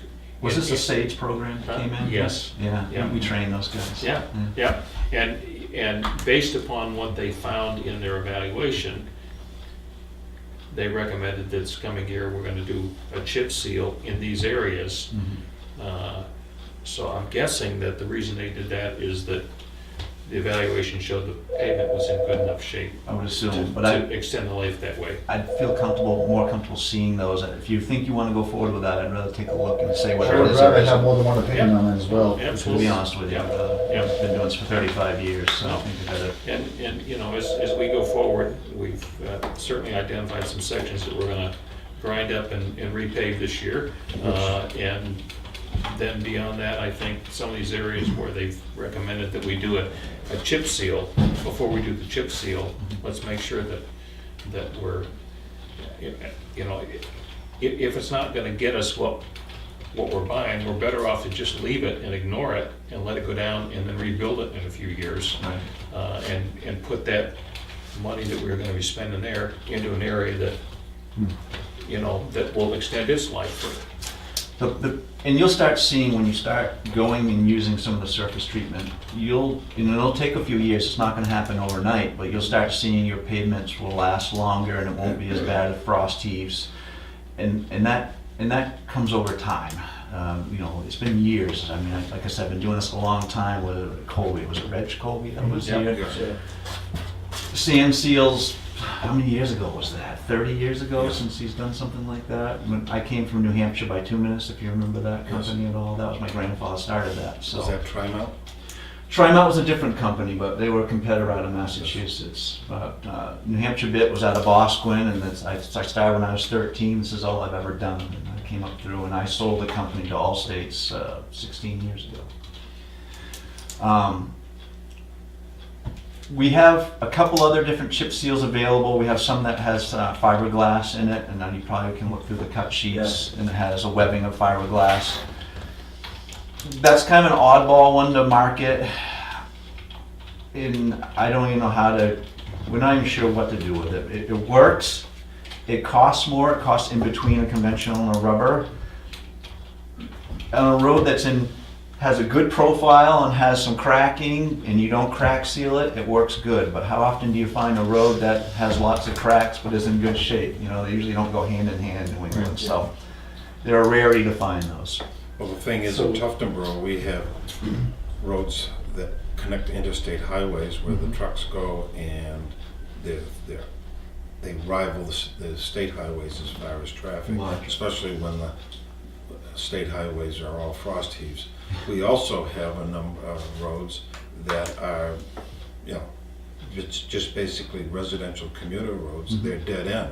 And they, other than an occasional truck delivering oil or maybe Right. a school bus, Mhm. just don't have the traffic that our three major highways have. So, and I understand that that might be a different treatment. The traffic counts what will hold, like the asphalt rubber will carry up to about 8,000 cars a day, and what do they have for, I think it might list what the conventionals will hold up to, something like 1,000 or a couple thousand, or something like that. Yeah, so that will be a difference, But these determining factor. back residential dead-end roads don't even have, unless there's a logging operation going on. I can't remember the last time Home heating a oil. loaded 18-wheeler was Mhm. going over it. So let me ask you guys a question. Do you have trash pickup? No, Okay. Well, Because that's the number one destroyer of roads. yeah, Yes. refuse trucks, Uh-huh. yeah. Because where do they ride? Yep. They're on the edge Right of the on, road. right on the edge, sure, yeah, yeah, we So- don't, the town doesn't do it, I mean, there are some local guys that. But they're in pick up pickup trash. trucks. But Yeah, yeah, but it's mainly. doesn't pickup really trucks, count. Right, right, it's not the big Mm. compactors, yeah. I mean, can we do the math on a mile of road for chip seal? Conventional chip seal will put you in the ballpark of about 31,000. And the rubber would probably put you at 12,906. I have 32,000, so I guess it's more than that. Just a hair under 60. Yeah. So, Does your company do the shoulders afterwards? We typically don't, and anything with a liquid application, you would never need to do anything to do with shoulder work. But Conventional pavement, you would. you should do it, yeah. Sure. And we would hire that out if we did some kind of paving in here. But I think Frank and I will probably have to get together and talk about that at some point in time. I have another question. So on chip sealing, when you jump around and doing small segments like I think it might show on our plan, I know that on paving, when you do full depth and you're jumping around, you're gonna go from $65 a ton to, or $68 a ton to $95 a ton. That's what happens when you jump around. So Yeah. we don't do that. What happens when you do the chip sealing and jumping around? Our equipment, all of it's on rubber, so it's a lot more mobile and we're a little more tolerant to the moves, unless you had to go from here 5 or 6 miles away and then we'd have to load some stuff up. Most circumstances, I don't accommodate any moves. You just show me the work, and the square yards is square yards what it is. I don't play around with it. But if you said that we're gonna do only this road and then we're gonna go 20 miles away, maybe, but most of the time I don't mess with that. It's small, I think it's small segments. Yes, yeah, she's got what's like quarter-mile segments is how the roads are broken up, and as I recall. And it's, you know, it's like a quarter mile here and then a half mile further up the road, another half mile of it. or Of the something like- same road, Yeah, and they break, yeah, and in between it's, I'd hate to do that. yeah, so, Not that I would, I'd hate to see it be done like that. To me, if you took Elm Street and it was 2 miles long, okay? And they got it broken up, say, okay, this section's okay for chip seal, but this section's not, this is, and this is not. To me, I'd rather say you take those not sections and do just a drag shim or something like that, or a maintenance shim, and then start at the beginning and do the whole thing and tie it all together, so that piece is all in the same condition. You know, so you've got a service life that 2 miles is all the same service life out of that. mhm. Instead of having service life of this section, this, and this, if you get into that hopscotch mode, oh Well, boy. certainly it becomes more of a planning complication to be dealing with little segments that typically we've dealt with. We'll take one of the longer roads and we'll do, Half. break up into half, or some, I think we did thirds, Mhm. right? But again, at least 1/3 this year, 1/3 next year, 1/3 the year after. There's some Union Wharf, I think we broke in half. But if we start going to quarter mile segments, you know, then I see what you're saying in terms of, it just makes life a lot more. And we run into this a lot, because rarely do you take a mile or 2 miles of road and it's all the same condition. Right. You know, rarely do you see that. So, like in the town that I live, Bosquen, we'll come in and last year, we'll do a drag shim, all right, or a maintenance shim or a leveling shim, whatever you want to call it. You just, the high spots can show up through, they're just leveling it out, you're getting your profile, you're getting your ride back. They'll let it go through a winter, let any reflective cracking come up through it, and then chip seal over it the following year. So now you know everything that you did in the maintenance shim has got the same type of ride, the same condition index, and then you chip seal it all together, and that works. Whereas if you do thin pavements in drag shims, you don't put a chip seal on them, they don't last long because thin pavement oxidizes really quickly and it becomes brittle very quickly, and they're plowing half of it off out in the roads, in the woods, like you see the state do a lot of. I mean, they're forced into doing that. They don't have enough dollars to maintain the pavement they want. That's just, they know it's only gonna last 4 or 5 years. It's a maintenance shim, and they know it's not the answer for long term, but that's what they got to work with. But by putting the seal coats on top of it, it locks it in, it's night and day. You just try one, and you'll believe me afterwards. Any other questions, Jim? Well, how come the state doesn't use it? They do it with a rubber, where they have the funding, but it's a wicked, it's a funding. Oh, that's money. Now, I know on, I remember that they've done it on Center Street in Wolfboro, 28 North. It was not long after they paved it, because I remember people saying, why are they coming back and paving this again? But it's, again, probably 2-3 years after they, Route 28 from the... it goes from Wolfboro up to Ossipee. Yes, that's Okay. asphalt rubber chip seal, and that's going on, what, 6 or 7 years now? 8? Yeah. It's also been susceptible to accidents, slippery when wet. Oh, no kidding, really. That is one of the downsides of high volume traffic with a rubber, that if you don't get your ratio of the right size rock, the application of the liquids, that liquid will come up around the rock and you can see the shiny spots. So they're always constantly working on getting that the right ratio, the two of them. One other thing before, do we have time to go with the reclaiming thing? Do you have Sure. 5 minutes? Sure. So we have reclaimers, but the specialized part of what we do with our reclaimers is that we have an onboard system that will suck liquid off of a tank and pull the liquid into the drum and mix up that grindings, the gravel and the pavement together to make something like this prior to the pavement going down. Which I would be interested to try that. I'd like to see, what we're talking for money difference, If you but look at the flyer, you'll see it's called FDR with emulsion. we'd be getting twice as much pavement. That's a So this is your base. Yep, it'll be actually 4 inches. That's a 3-inch engineered puck that came out of the, did you want to see that? That came out of the lab. And we have all our certified lab that will come in and core it and tell you what your gravels are, what condition it is, how thick your pavement is, and tell you what ratio of asphalt you need to blend with those two to make something like that prior to pavement. So what's the difference? Well, think about the load value, the structural coefficient that you get with something like this versus just straight gravel and the grindings mixed together. It's more than double. And when we talk about gluing the two boards together, when you pave over something like this, the pavement will activate the asphalt and you'll get bonding to this material. And you'll get the gluing factor, those two, so you get the base together with a hot mix. So this is adding some material to your grinding? Liquid, yes. Okay. Yeah. But it's not adding asphalt? That's No. adding Well, some- technically it's asphalt, but it's a liquid Liquid emulsion. asphalt. Yeah, liquid asphalt.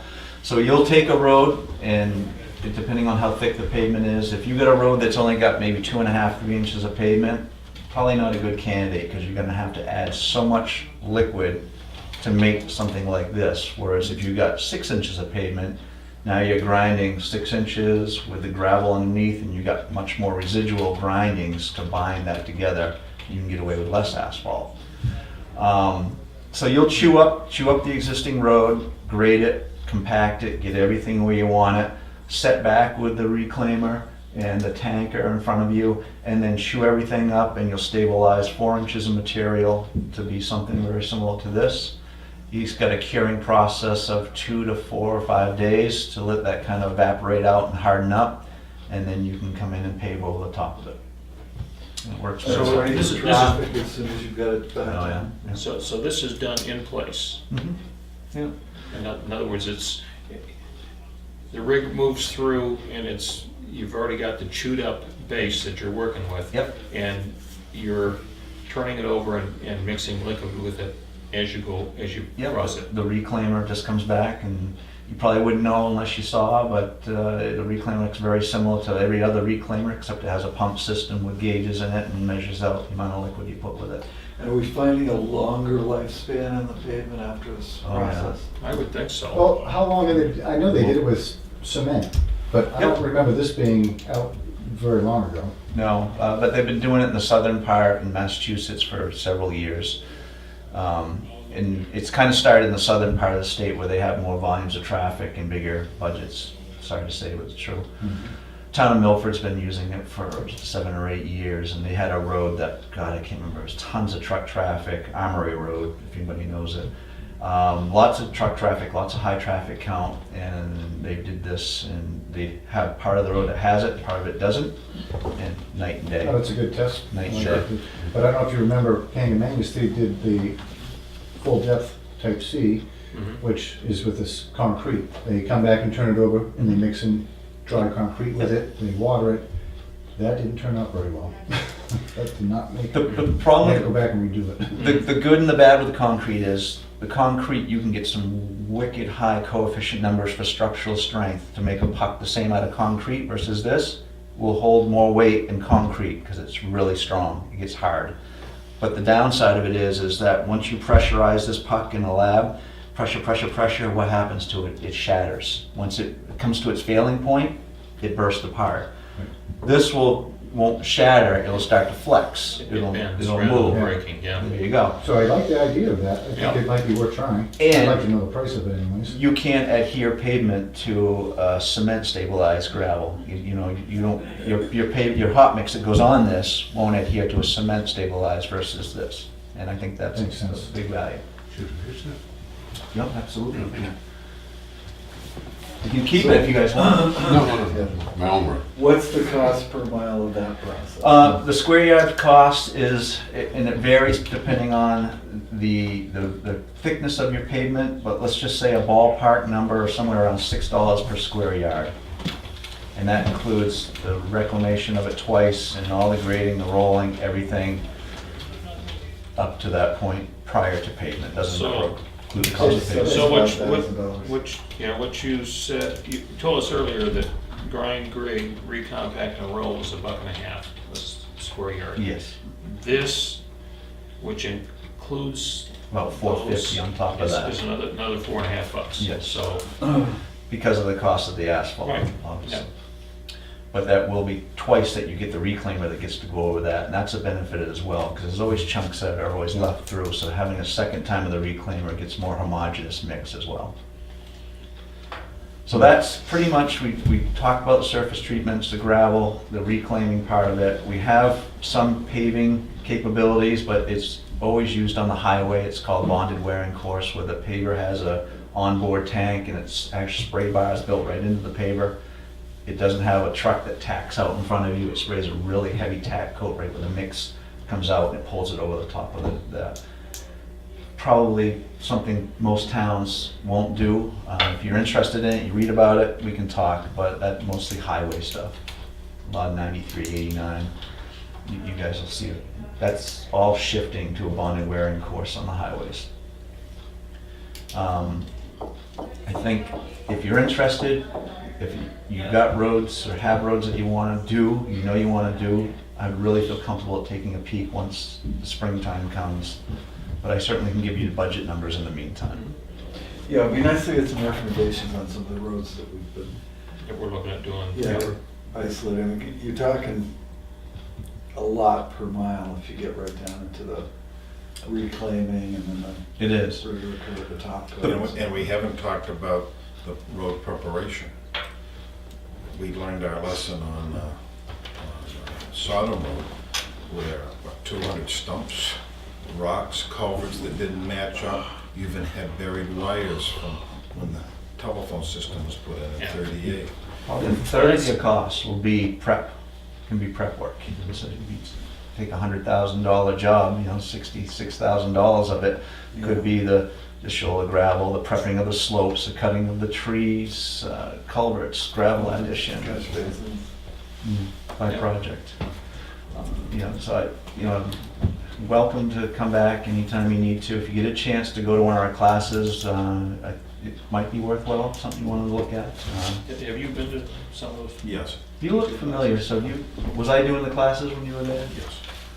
Sorry, I'm not a really good public speaker, and I got roped into doing them. Which one did you go to? Whereabouts?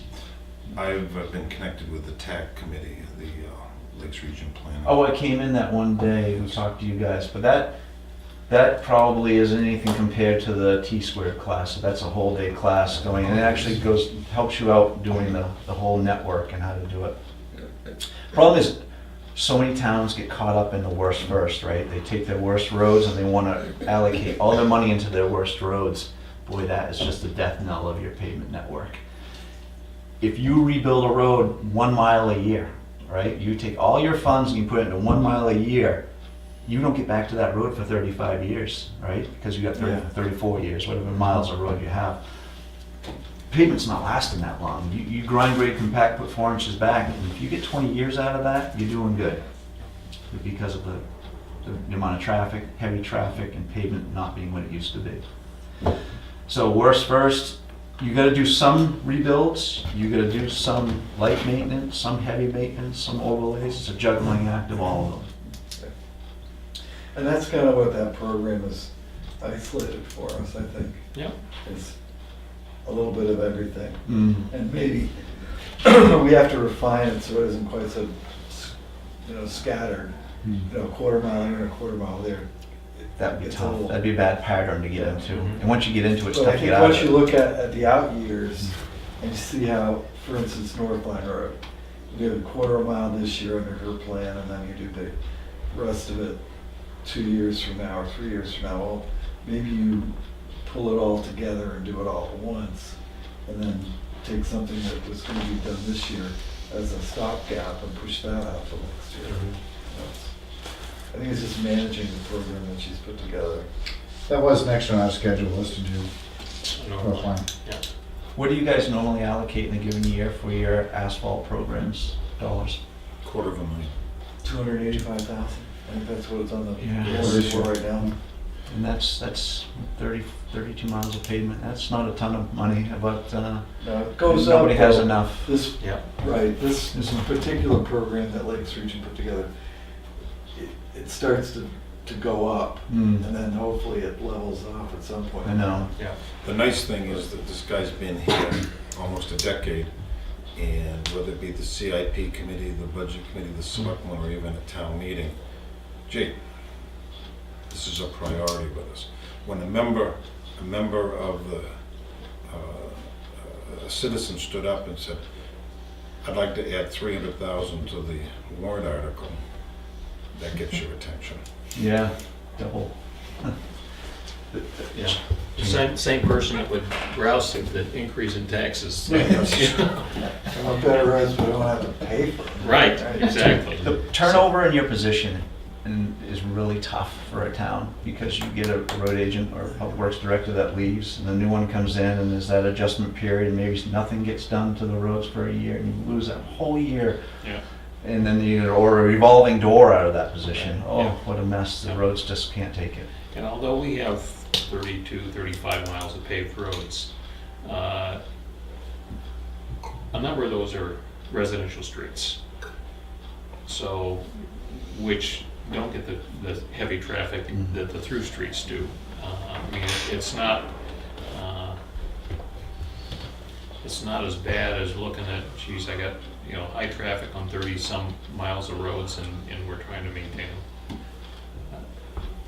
That makes a difference for sure. Yeah. Let me give you a word of caution though.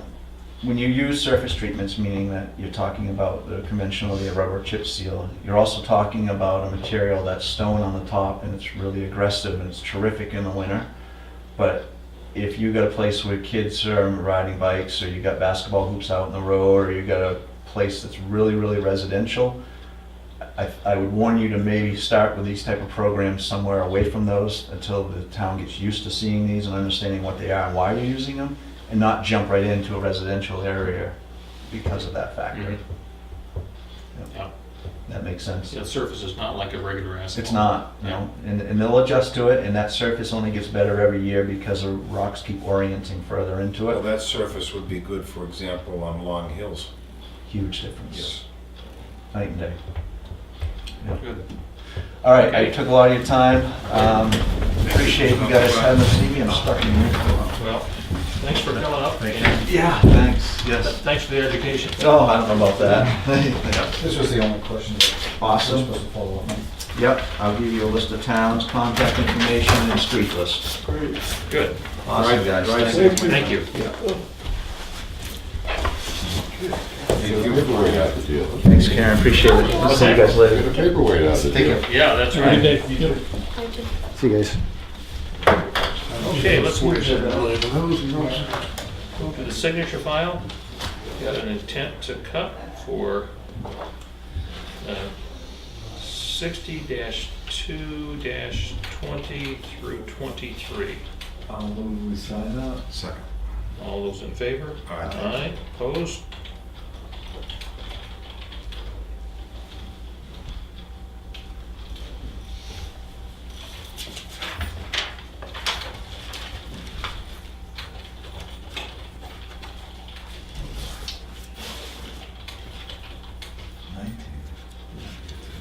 Okay. And we have a Group 2 position certification form. This is for the New Hampshire retirement system. This is in connection with the hiring of Yappy Gillis as police officer. Is that 3 signatures? It is three signatures, yeah. I'll move we sign it. Second. All those in favor? Aye. Opposed? Motion passes.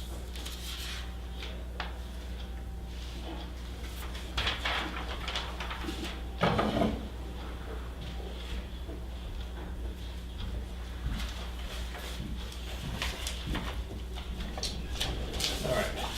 Next, we have grant agreement paperwork with the DES for the Exotic Aquatic Plant Grant for 2019. And this is a program that will give us a reimbursement for 25% of the costs that we incur in doing herbicide and milfoil harvesting 2019, up to a total of $5,601. This includes a number of signatures.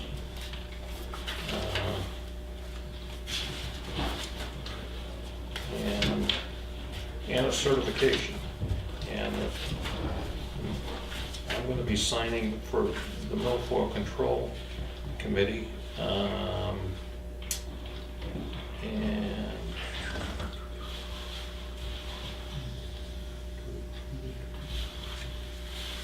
let's see, and you got Lloyd set up to sign for the certification, because I can't sign a certification for myself. That's the way state law works. All right, well, So- I'll move that we have Selectmen Wood sign. It's only one signature on those, right? Or is it Huh? 3? No, it's only one. Okay. All those in favor? Aye. Opposed? Okay, motion carries.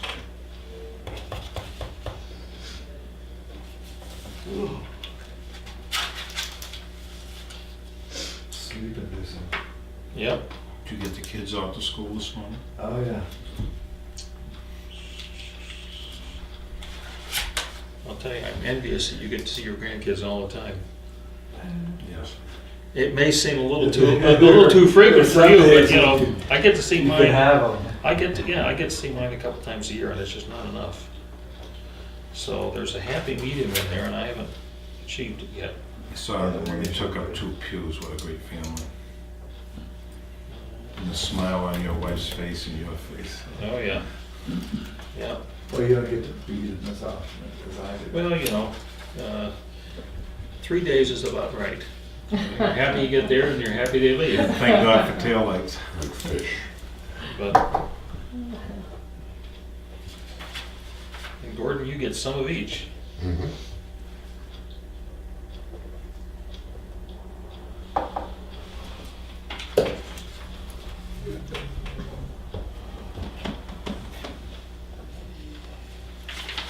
Right, and then this is the one that you signed. All right, Right here, sir? right, yes, right there. And then the final signature is notice of appointment of officer. This is to appoint Abby Gillis as police officer for the town of Tuftonboro. So moved. A second? All those in favor? Aye. Aye. Opposed? And we're gonna have the swearing in at 9 o'clock on Friday morning. I'm planning to be here. And, I'll be here.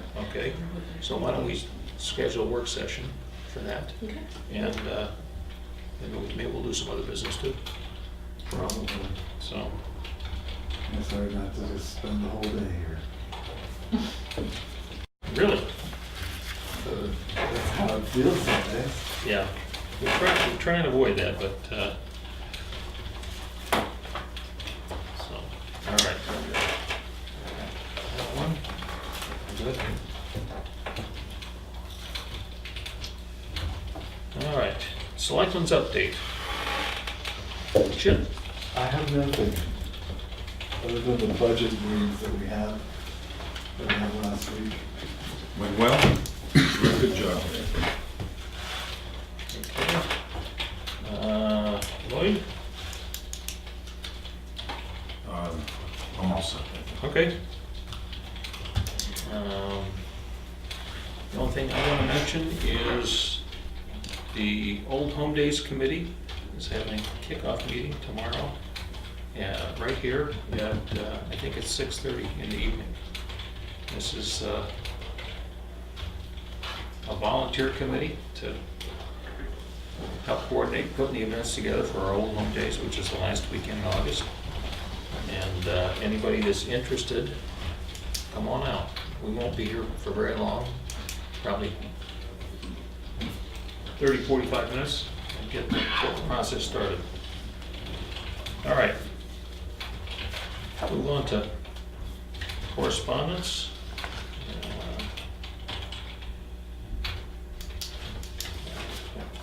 Let's see. All right. Got that. We've got a draft public notice here on plowing across a town road and plowing of safely maintained roads. And as I mentioned earlier, I want to do a little bit more looking at this. My recollection is that you can plow a seasonal road, and you're just responsible for any damage that you do, for restoring any damage that you do to them. I don't, I mean, to say that you're not allowed to plow suggests that we're preventing people from getting to their property, then I don't know that we can actually do that. So before we put this notice out, I'd like to go through a little bit more. Okay? Sounds good.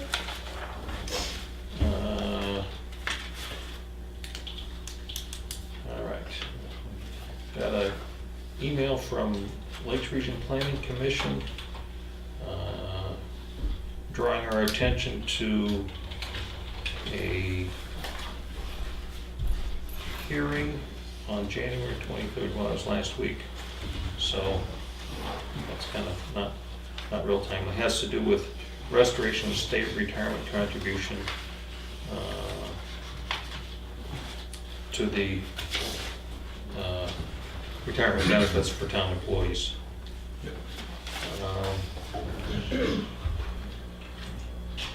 Email here from the Technology Transfer Center, which we were talking about earlier, having to do with entry-level driver training rule effective February of 2020. Apparently the requirements for a commercial driver's license are changing so that effective February 7th, 2020, in order to get a commercial driver's license or an endorsement above one that you have already, you have to go through some sort of classroom training course, as well as taking the exam and doing the road skills course. And there's concern at the Technology Transfer Center about how this rule is going to impact towns with respect to bringing on new drivers. Yeah, and where's the school? So obviously a privately run operation, probably by some friend of the governor. Well, I don't think this is a state thing. CDL is is a federal. There's a federal requirement. Federal requirements are just health, but you can get a CDL here in New Hampshire. Yes. Yes, you can, But but you have to have a health certificate to go Right. over state lines. you have to have a physical, a car physical, but the requirements to have a commercial driver's license are standardized across all states. It's a federal requirement. Yes. It is. And this must have just changed, So, because I've had a CDL for 40 years. Yeah. yes, well, it did, it changed. I have my CDLA and I. It changed, I don't know, 20 years ago, something like that.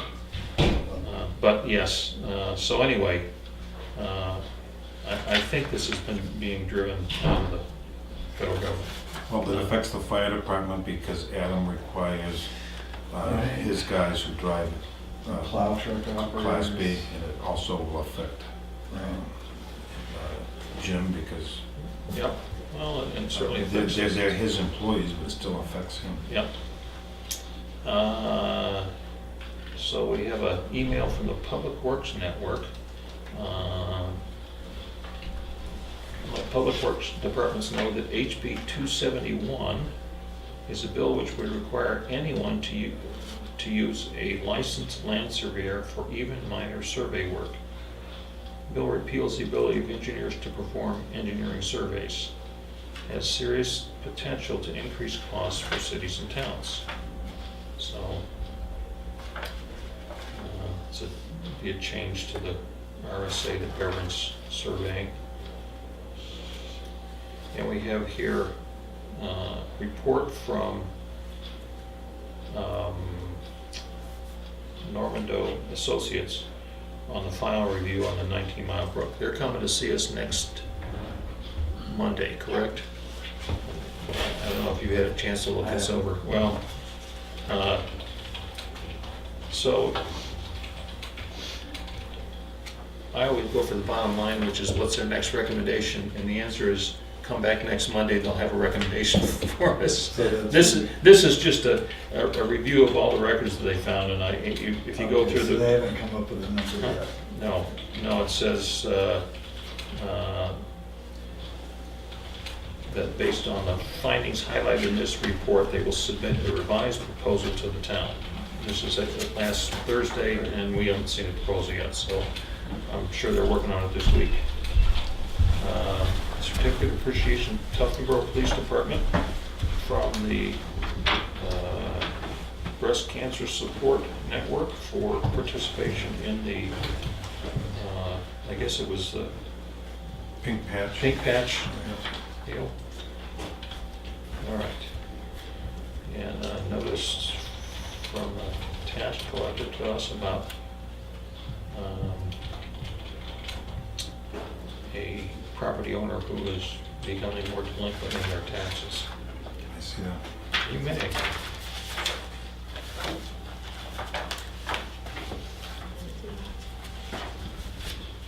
All right.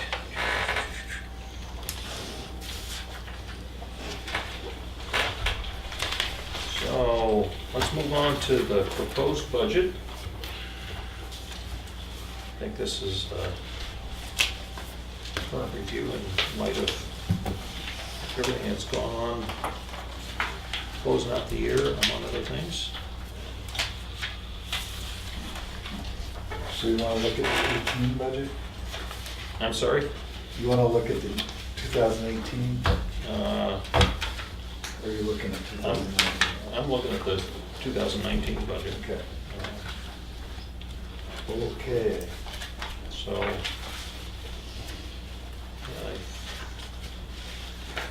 there are some items in here that Budget Committee hasn't seen yet, or hasn't acted on yet, I guess. right? I think Oh, we're- no, just, everything should be now. Yeah. yeah, the- I'm the sorry, warrant just the articles. articles, yeah, Right. yeah. And the, All right. I don't think that there are any other changes. We didn't, I don't think we did income, did we, Jimmy? Did we do revenue? We went over revenue, We yes. went over it. And did we vote on that?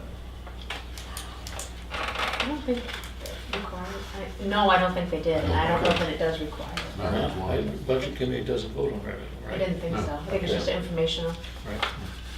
Right. Except you want more. We'll vote for more revenue, right?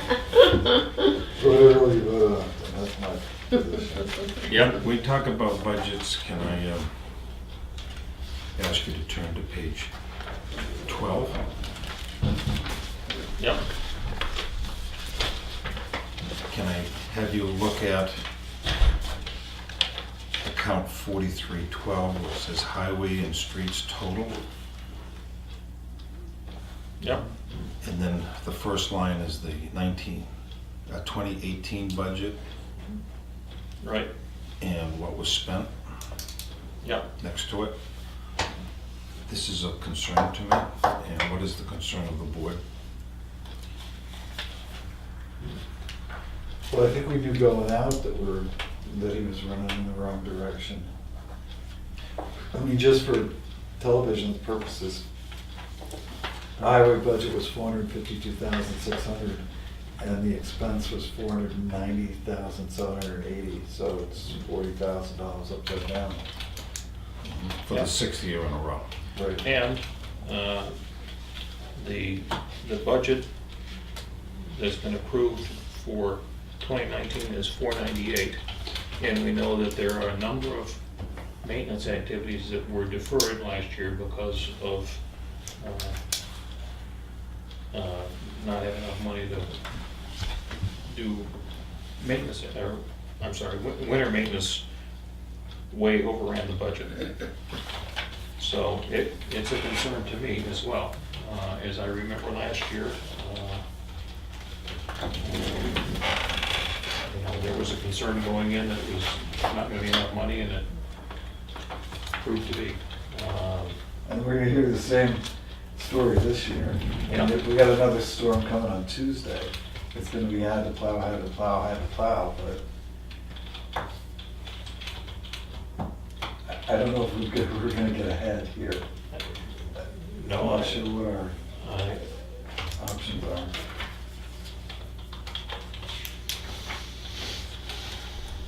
So an option is you put more money in the budget,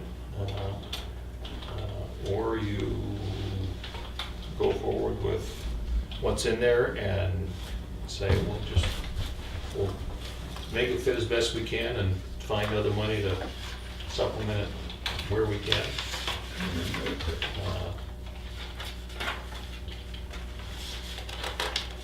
Well, and maybe,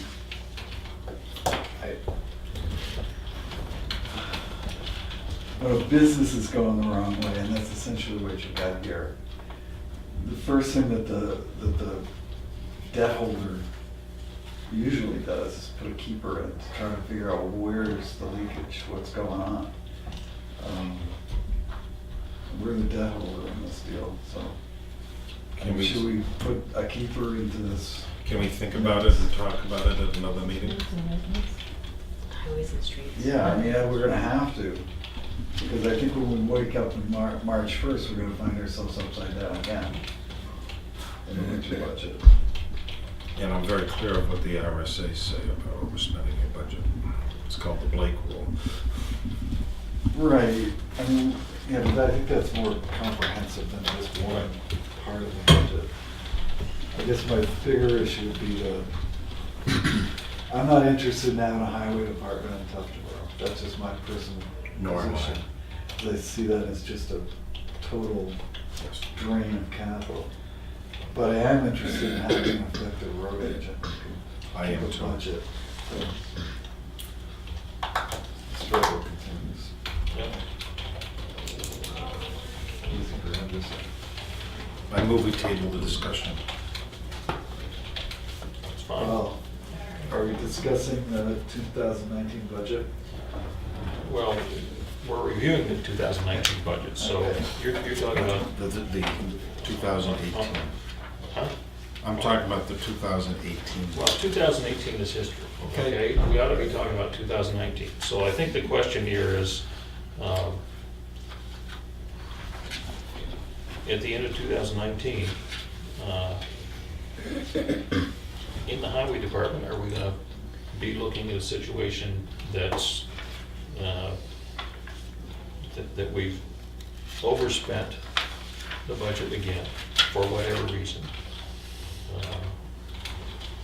And if not, how do we do things different?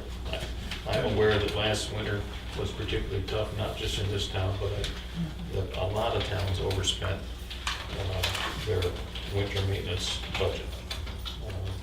That's not to say that there isn't something else going on here. I don't know whether there is or not.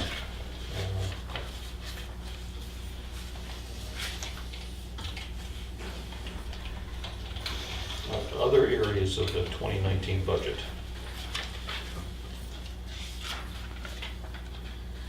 that might cause concern.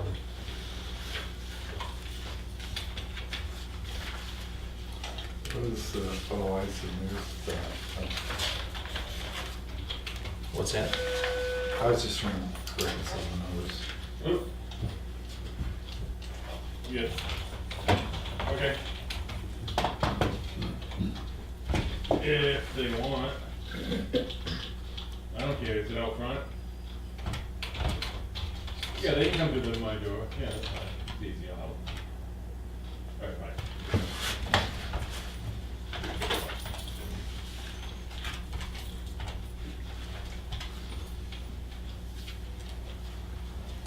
So we're looking at, if we eliminate the library for a moment from the equation, we're looking at about an $85,000 increase in the total budget.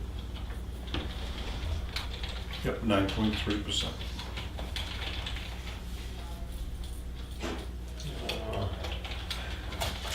And most of that, I think, is Yeah. being accomplished by the highways.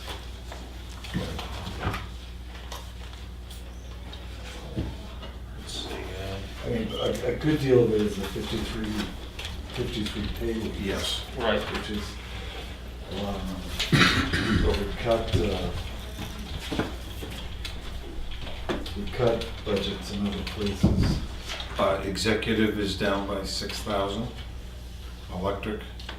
Election is down by 3,000. Financial administration is up by 6,000. Reval is down, although that's misleading because we have the warrant article. No, reval is not, reval is up because we're not going to reval this year. Excuse me, it is up. It's 46,000 to 83,000. Legal is up from 42 to 57. Personnel, 588,000 up to 650,000. We're, year to year, operating budget up 7.2%. So I'm not sure where your 9 came from. But I just took the figures here. if you don't, I took the 391 and divided it by 442. Maybe my calculator was cool. yeah. So the total 2018 operating budget was $3,741,503, and the budget committee budget for 2019 is $4,009,721. So that's, let's say, a 7.2% increase That is year yours. to year. If I took the selectmen's cost. You're right.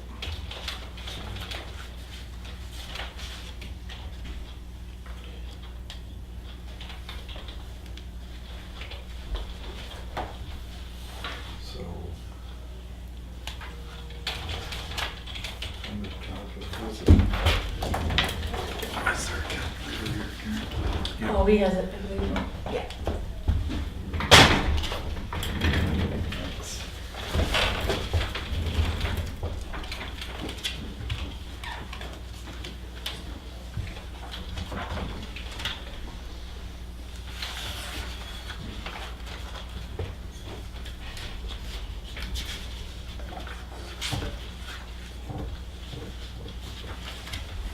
Chairman, I think that's reasonable considering we have 5 employees that are either at the end of their track or are not taking their merit increase.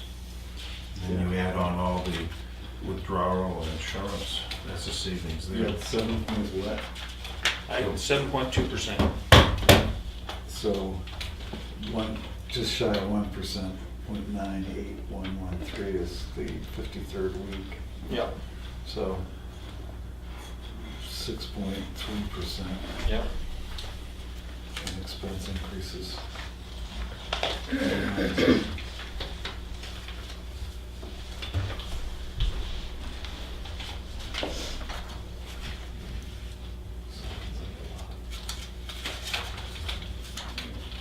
But we've got a couple of one-time occurrences too. We do.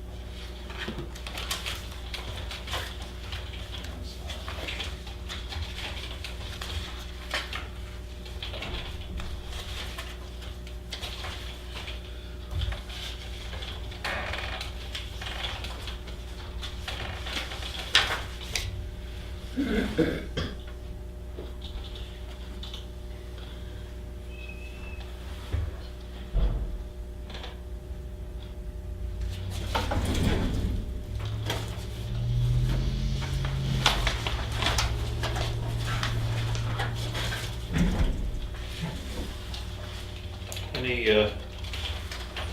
adjustments anyone wants to suggest at this point? I'm happy.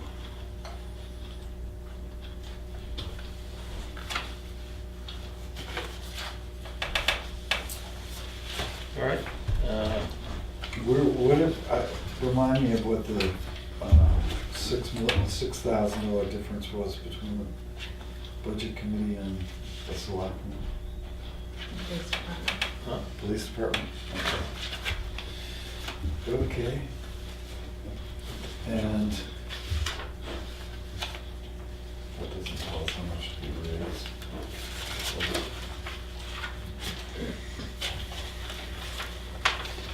We'll have to work on that.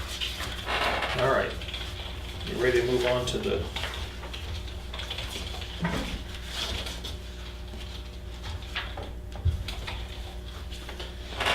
money warrant articles, expense warrant articles?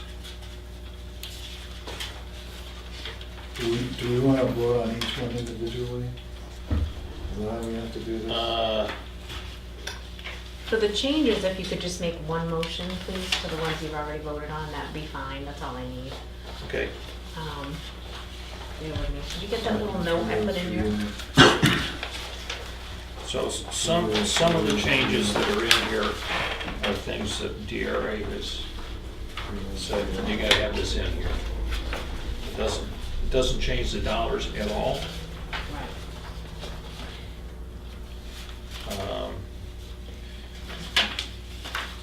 There's no deficiencies on 1 through 11 that I can see. That's correct. So we've got the contingency fund that we need to reclassify from account 4909 improvements other than buildings to account 4199 other general government. I don't know why we need to do that. That should have been done initially by our, Okay, that part I'm not sure, but I know some might have been Diane's changing them too before they went to DRA, so I should have been more clear on that. Some might have been Diane's wording as well. For this one that I'm looking at, well, I guess you have this, Yeah, you have we're a looking at different the same version, one. yeah. All right, should have a copy of The changes this. are highlighted that were made You have a copy of this? with my memo on top. This is the one that, does it That's start, the- dear selectmen? Yeah. yes. That'll show you the changes, make Right. it easier. So the biggest, But we've already done that change, right? what's that? The library. Yeah, but let me reread it. It's all highlighted. Yeah, she Because changed we- the wording a little. Because we adjusted the wording. So this is the first article, which we're calling Article A at this point.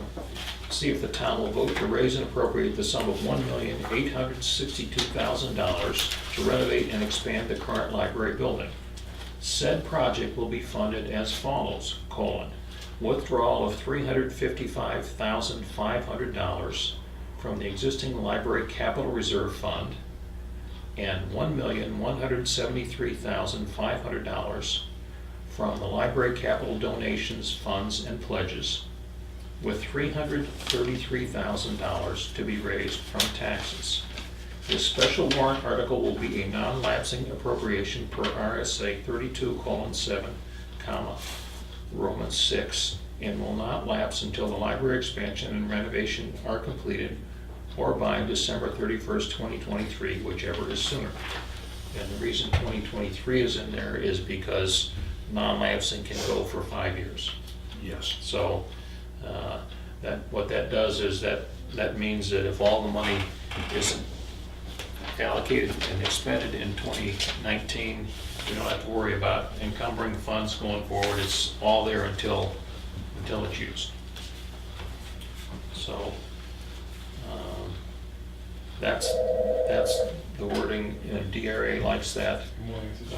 And this reflects the total price that you had given us, less the cost of the design work that we've already spent money on. Reduces the amount that we're taking from the capital reserve by half of the design work, and reduces what's coming from donations, funds, and pledges by the other half of that. And what I would anticipate is by town meeting, we have different numbers. It's very easy on the floor of the meeting to adjust those numbers, and that would be my hope, is that we can at that point say, you know, we're gonna need $312,000 from current taxes or some such thing. So that was that one. Article D inserted the word of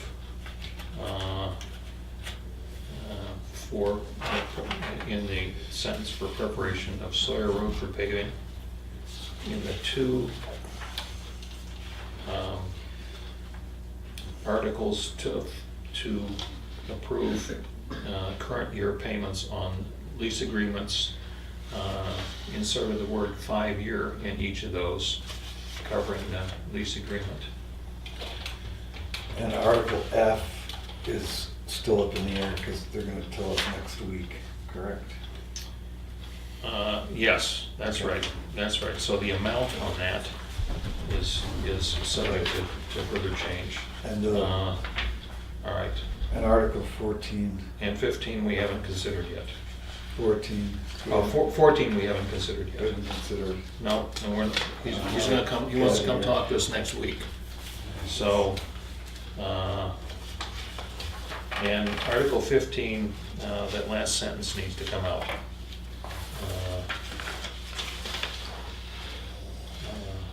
I was wondering about that. Well, Yeah, that, I Diane asked suggested her, adding. Yeah. I asked her why she put it in there, and she Right. said, oh, I thought was good. No, Okay.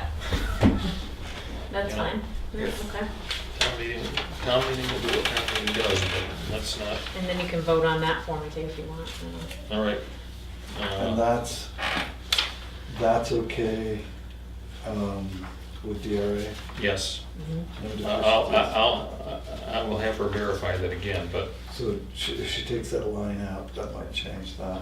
shouldn't, because it ran that way last year, but I'll have her rerun it just to make sure. Okay. All right, so,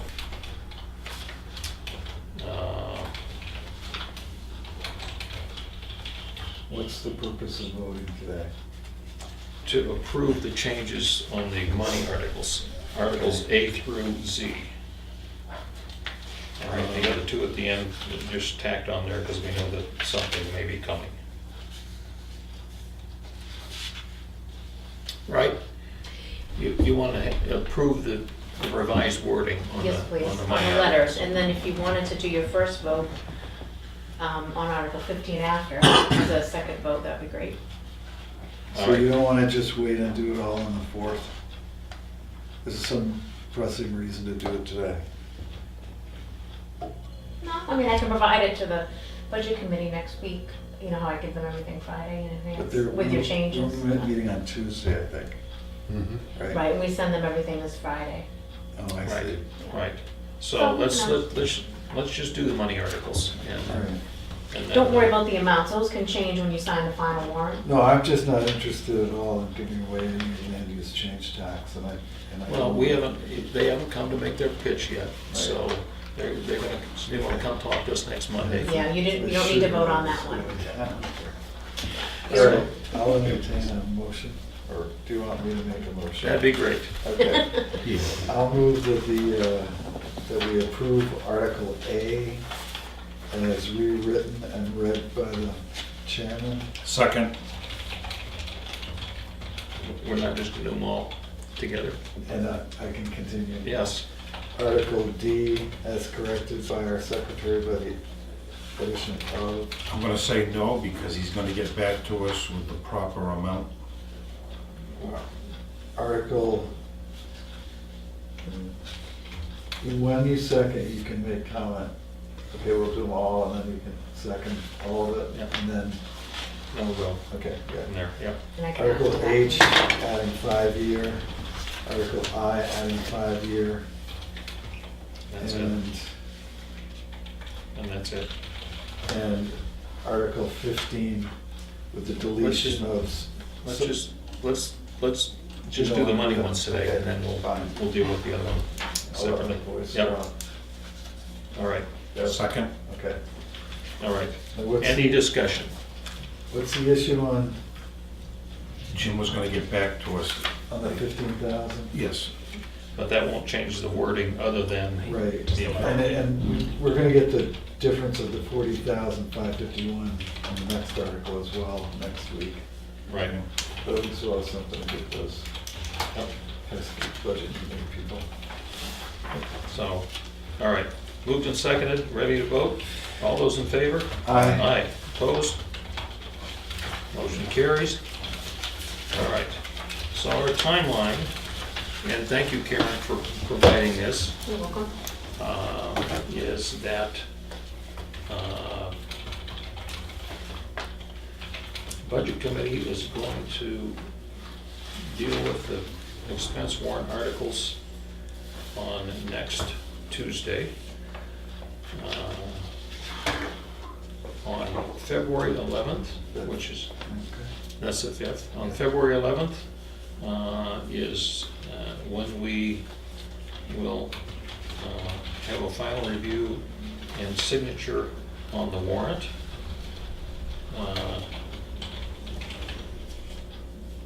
We can't do that until after the budget hearing, right? We can't do the final warrant until the budget hearing, because if the budget changes, it changes the warrant. Let me think about what you, they're gonna vote on their expense articles next Tuesday. But And then we can but the finalize budget- the The warrant. budget isn't final until after the hearing. But the warrants in the budget have to be posted. But you're talking, so you're not talking the final warrant, you're talking the expense items in the warrant? I see what you mean. Okay, so, because the reason you have a budget hearing is so people can raise issues. The budget committee can consider them, change and adjust the budget, and it isn't till we've got a final budget to go to town meeting that we can sign the warrant. Okay, thank you. Thank you. Right. I'll look into, that makes sense, absolutely. No. I'll look into see what we did last year. No? No. Okay. No what? We vote on our recommendations for the budget.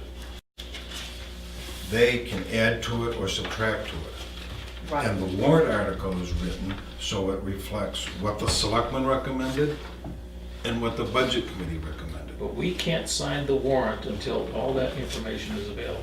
Right. Signing the warrant, yes, is merely that we agree that this is what the figures are.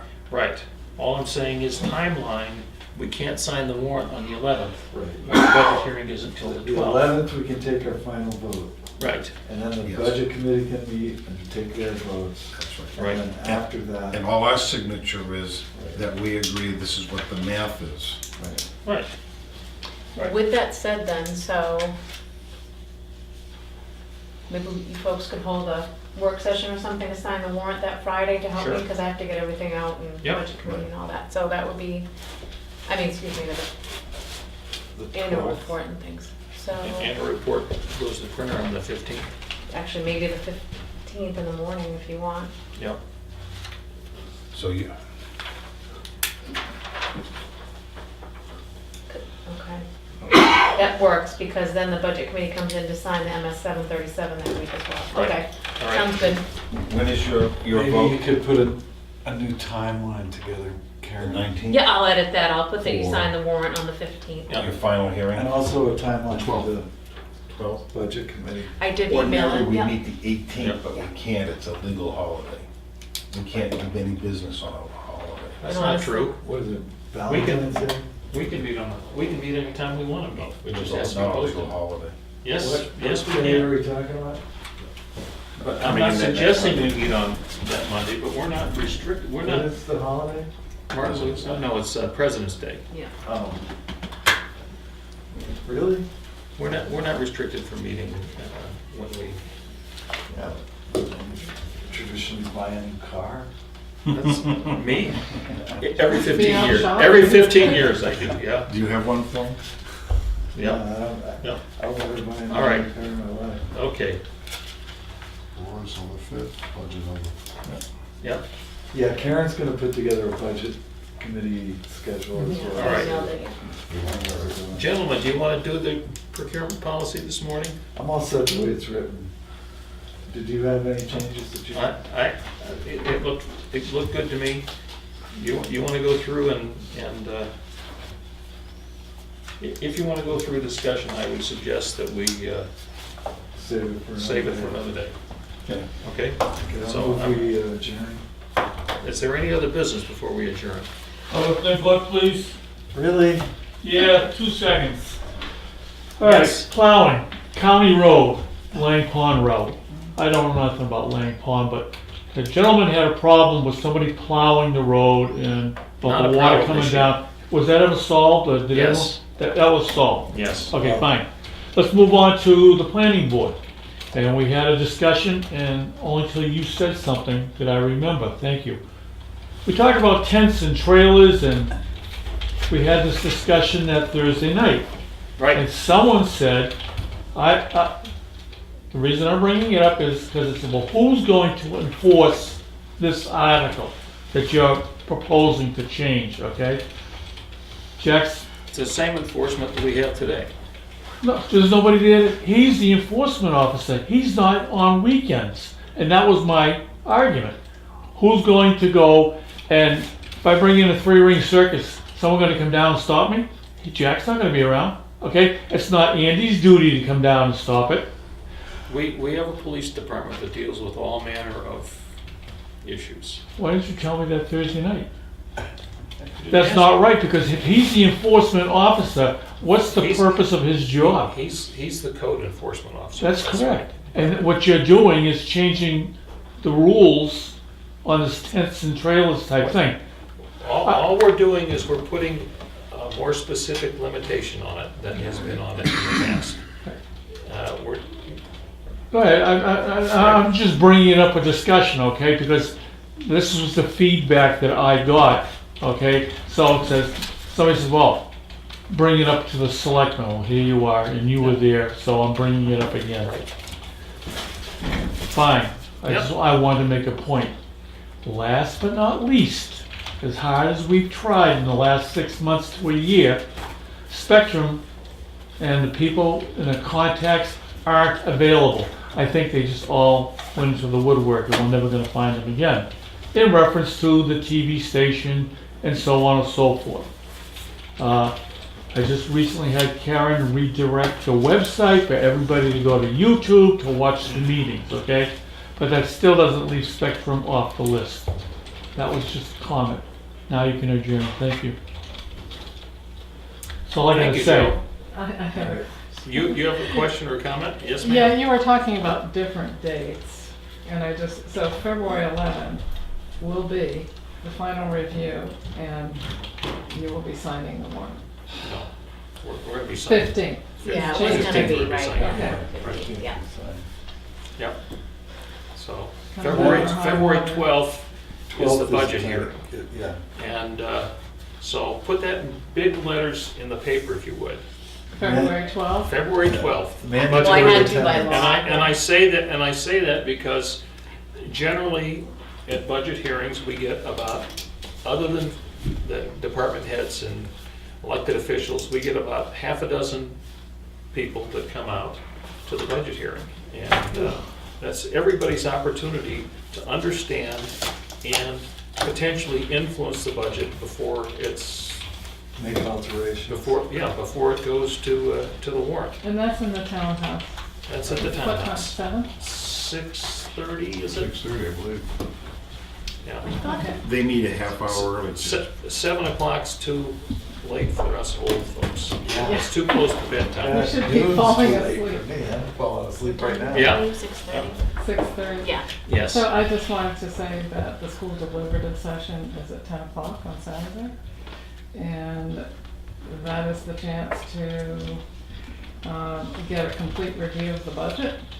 I've seen it a few times. That's right. That's, But it's a very- that's a last opportunity that people have to have a direct influence on what goes on the ballot Yes, on for the school district. yes. And it's not just about the budget.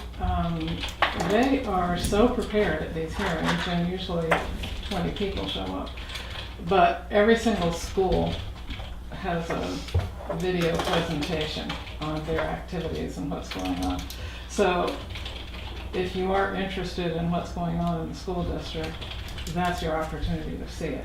And then there also are 2 petition warrant articles. One is to establish sort of a parallel budget committee to oversee the school board. And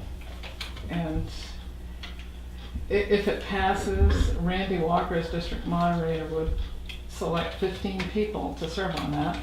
And then the next year they would be elected. There's no criteria there, and I'm not sure what. How are you gonna elect? 15? They say 15 days, within 15 days of a successful vote, he's supposed to pick. 9, What? 9 people, though, not a 15-member committee, is it? No, Oh, okay. What's, No. It's the Where's same he- procedure as would be used for a town budget committee. I'm wondering what the RSA is for, well, no, yeah, but I'm wondering what the RSA is for creating an elected board. I mean, we're not having an elected board. they're saying that after a year, that initial board would be disbanded, and then you would have, An election an election. based on what RSA? I don't know. Yeah. I don't know, and it would be just as the school board is. So, So- school so- board elects people from every town, and some at large seats. This also would do it, but their sole interest is the budget. It's not the educational system, it's the budget.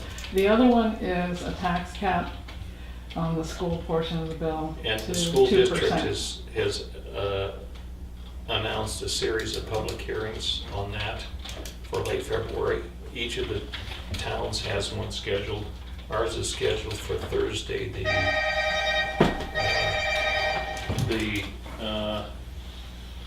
third Thursday in February? February. Yeah. So those That's the series. hearings will be on whatever comes out of the deliberative session. Right, right. Basically, my understanding on those hearings is it's an opportunity for people to interface with the school board on what does this thing mean? So 2% cap on the school budget. What, if we implement that, what does that mean? What does a school district look like? Right, and that's where you can, I understand it's only about 15% of the budget that can be reduced, because 76% is fixed with salaries and benefits. And then you have debt service. So there's not much, but, so anyway, that's what's in the air. And then also, I was at the middle school the other day, and the 2 Wolfboro reps accepted the invitation from the middle schoolers to come and talk about House Bill 102, which has to do with recycling of plastic. And if it passes in the legislature, then each town will make its own decision about having the right to regulate single-use plastics. Like plastic straws. Straws, plastic bags are the prominent ones, and John McDonald brought a series of things to show them, and he talked about the repercussions and who would be against it, and that he talked about the complexities of thinking about the impact and that sort of thing. But I don't know if it passes, how does it come up in a town? Does someone have to bring that up to you? Yeah, it would come up the way lots of legislation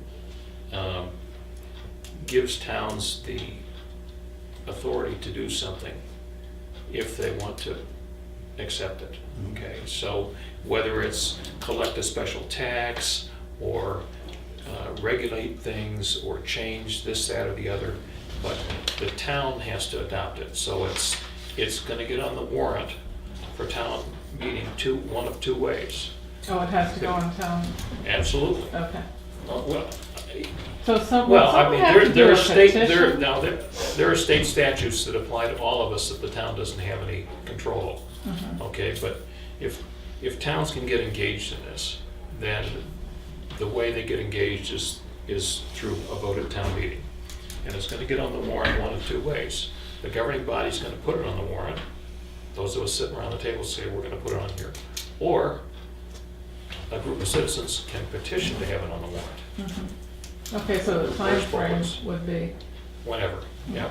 so I imagine Clay will have some interest in Yeah, it's not gonna go on this year. No, No. for sure. Yeah. That's the other thing that I wanted to bring up while we're talking about the budget here, is, and we have our friendly camera on, that's the only time a citizen or a group of citizens can change a line item in the budget. It's the only opportunity you have. If you want to eliminate a position of a police officer, or you want to eliminate something that the road agent's doing, or you want to eliminate the selectman's salary, or whatever you want to do, if you want to address a line item, the budget hearing held by the budget committee is the only time you get to do it. The only thing you can change at town meeting is the bottom line. And then it's up to the three of us, or whoever's sitting here, to adjust the budget. So if someone prevails in reducing the gross budget of the town by the salary of a police officer, it doesn't mean we're gonna get rid of a police officer. It just means that the gross budget's been reduced by that amount of money, and we'll decide how to do it from there. So, that's why budget hearings are important. But what's more important is probably for the school district to teach civics, which seems to be impossible to enforce down there. People in the audience at the budget committee can reduce a line item.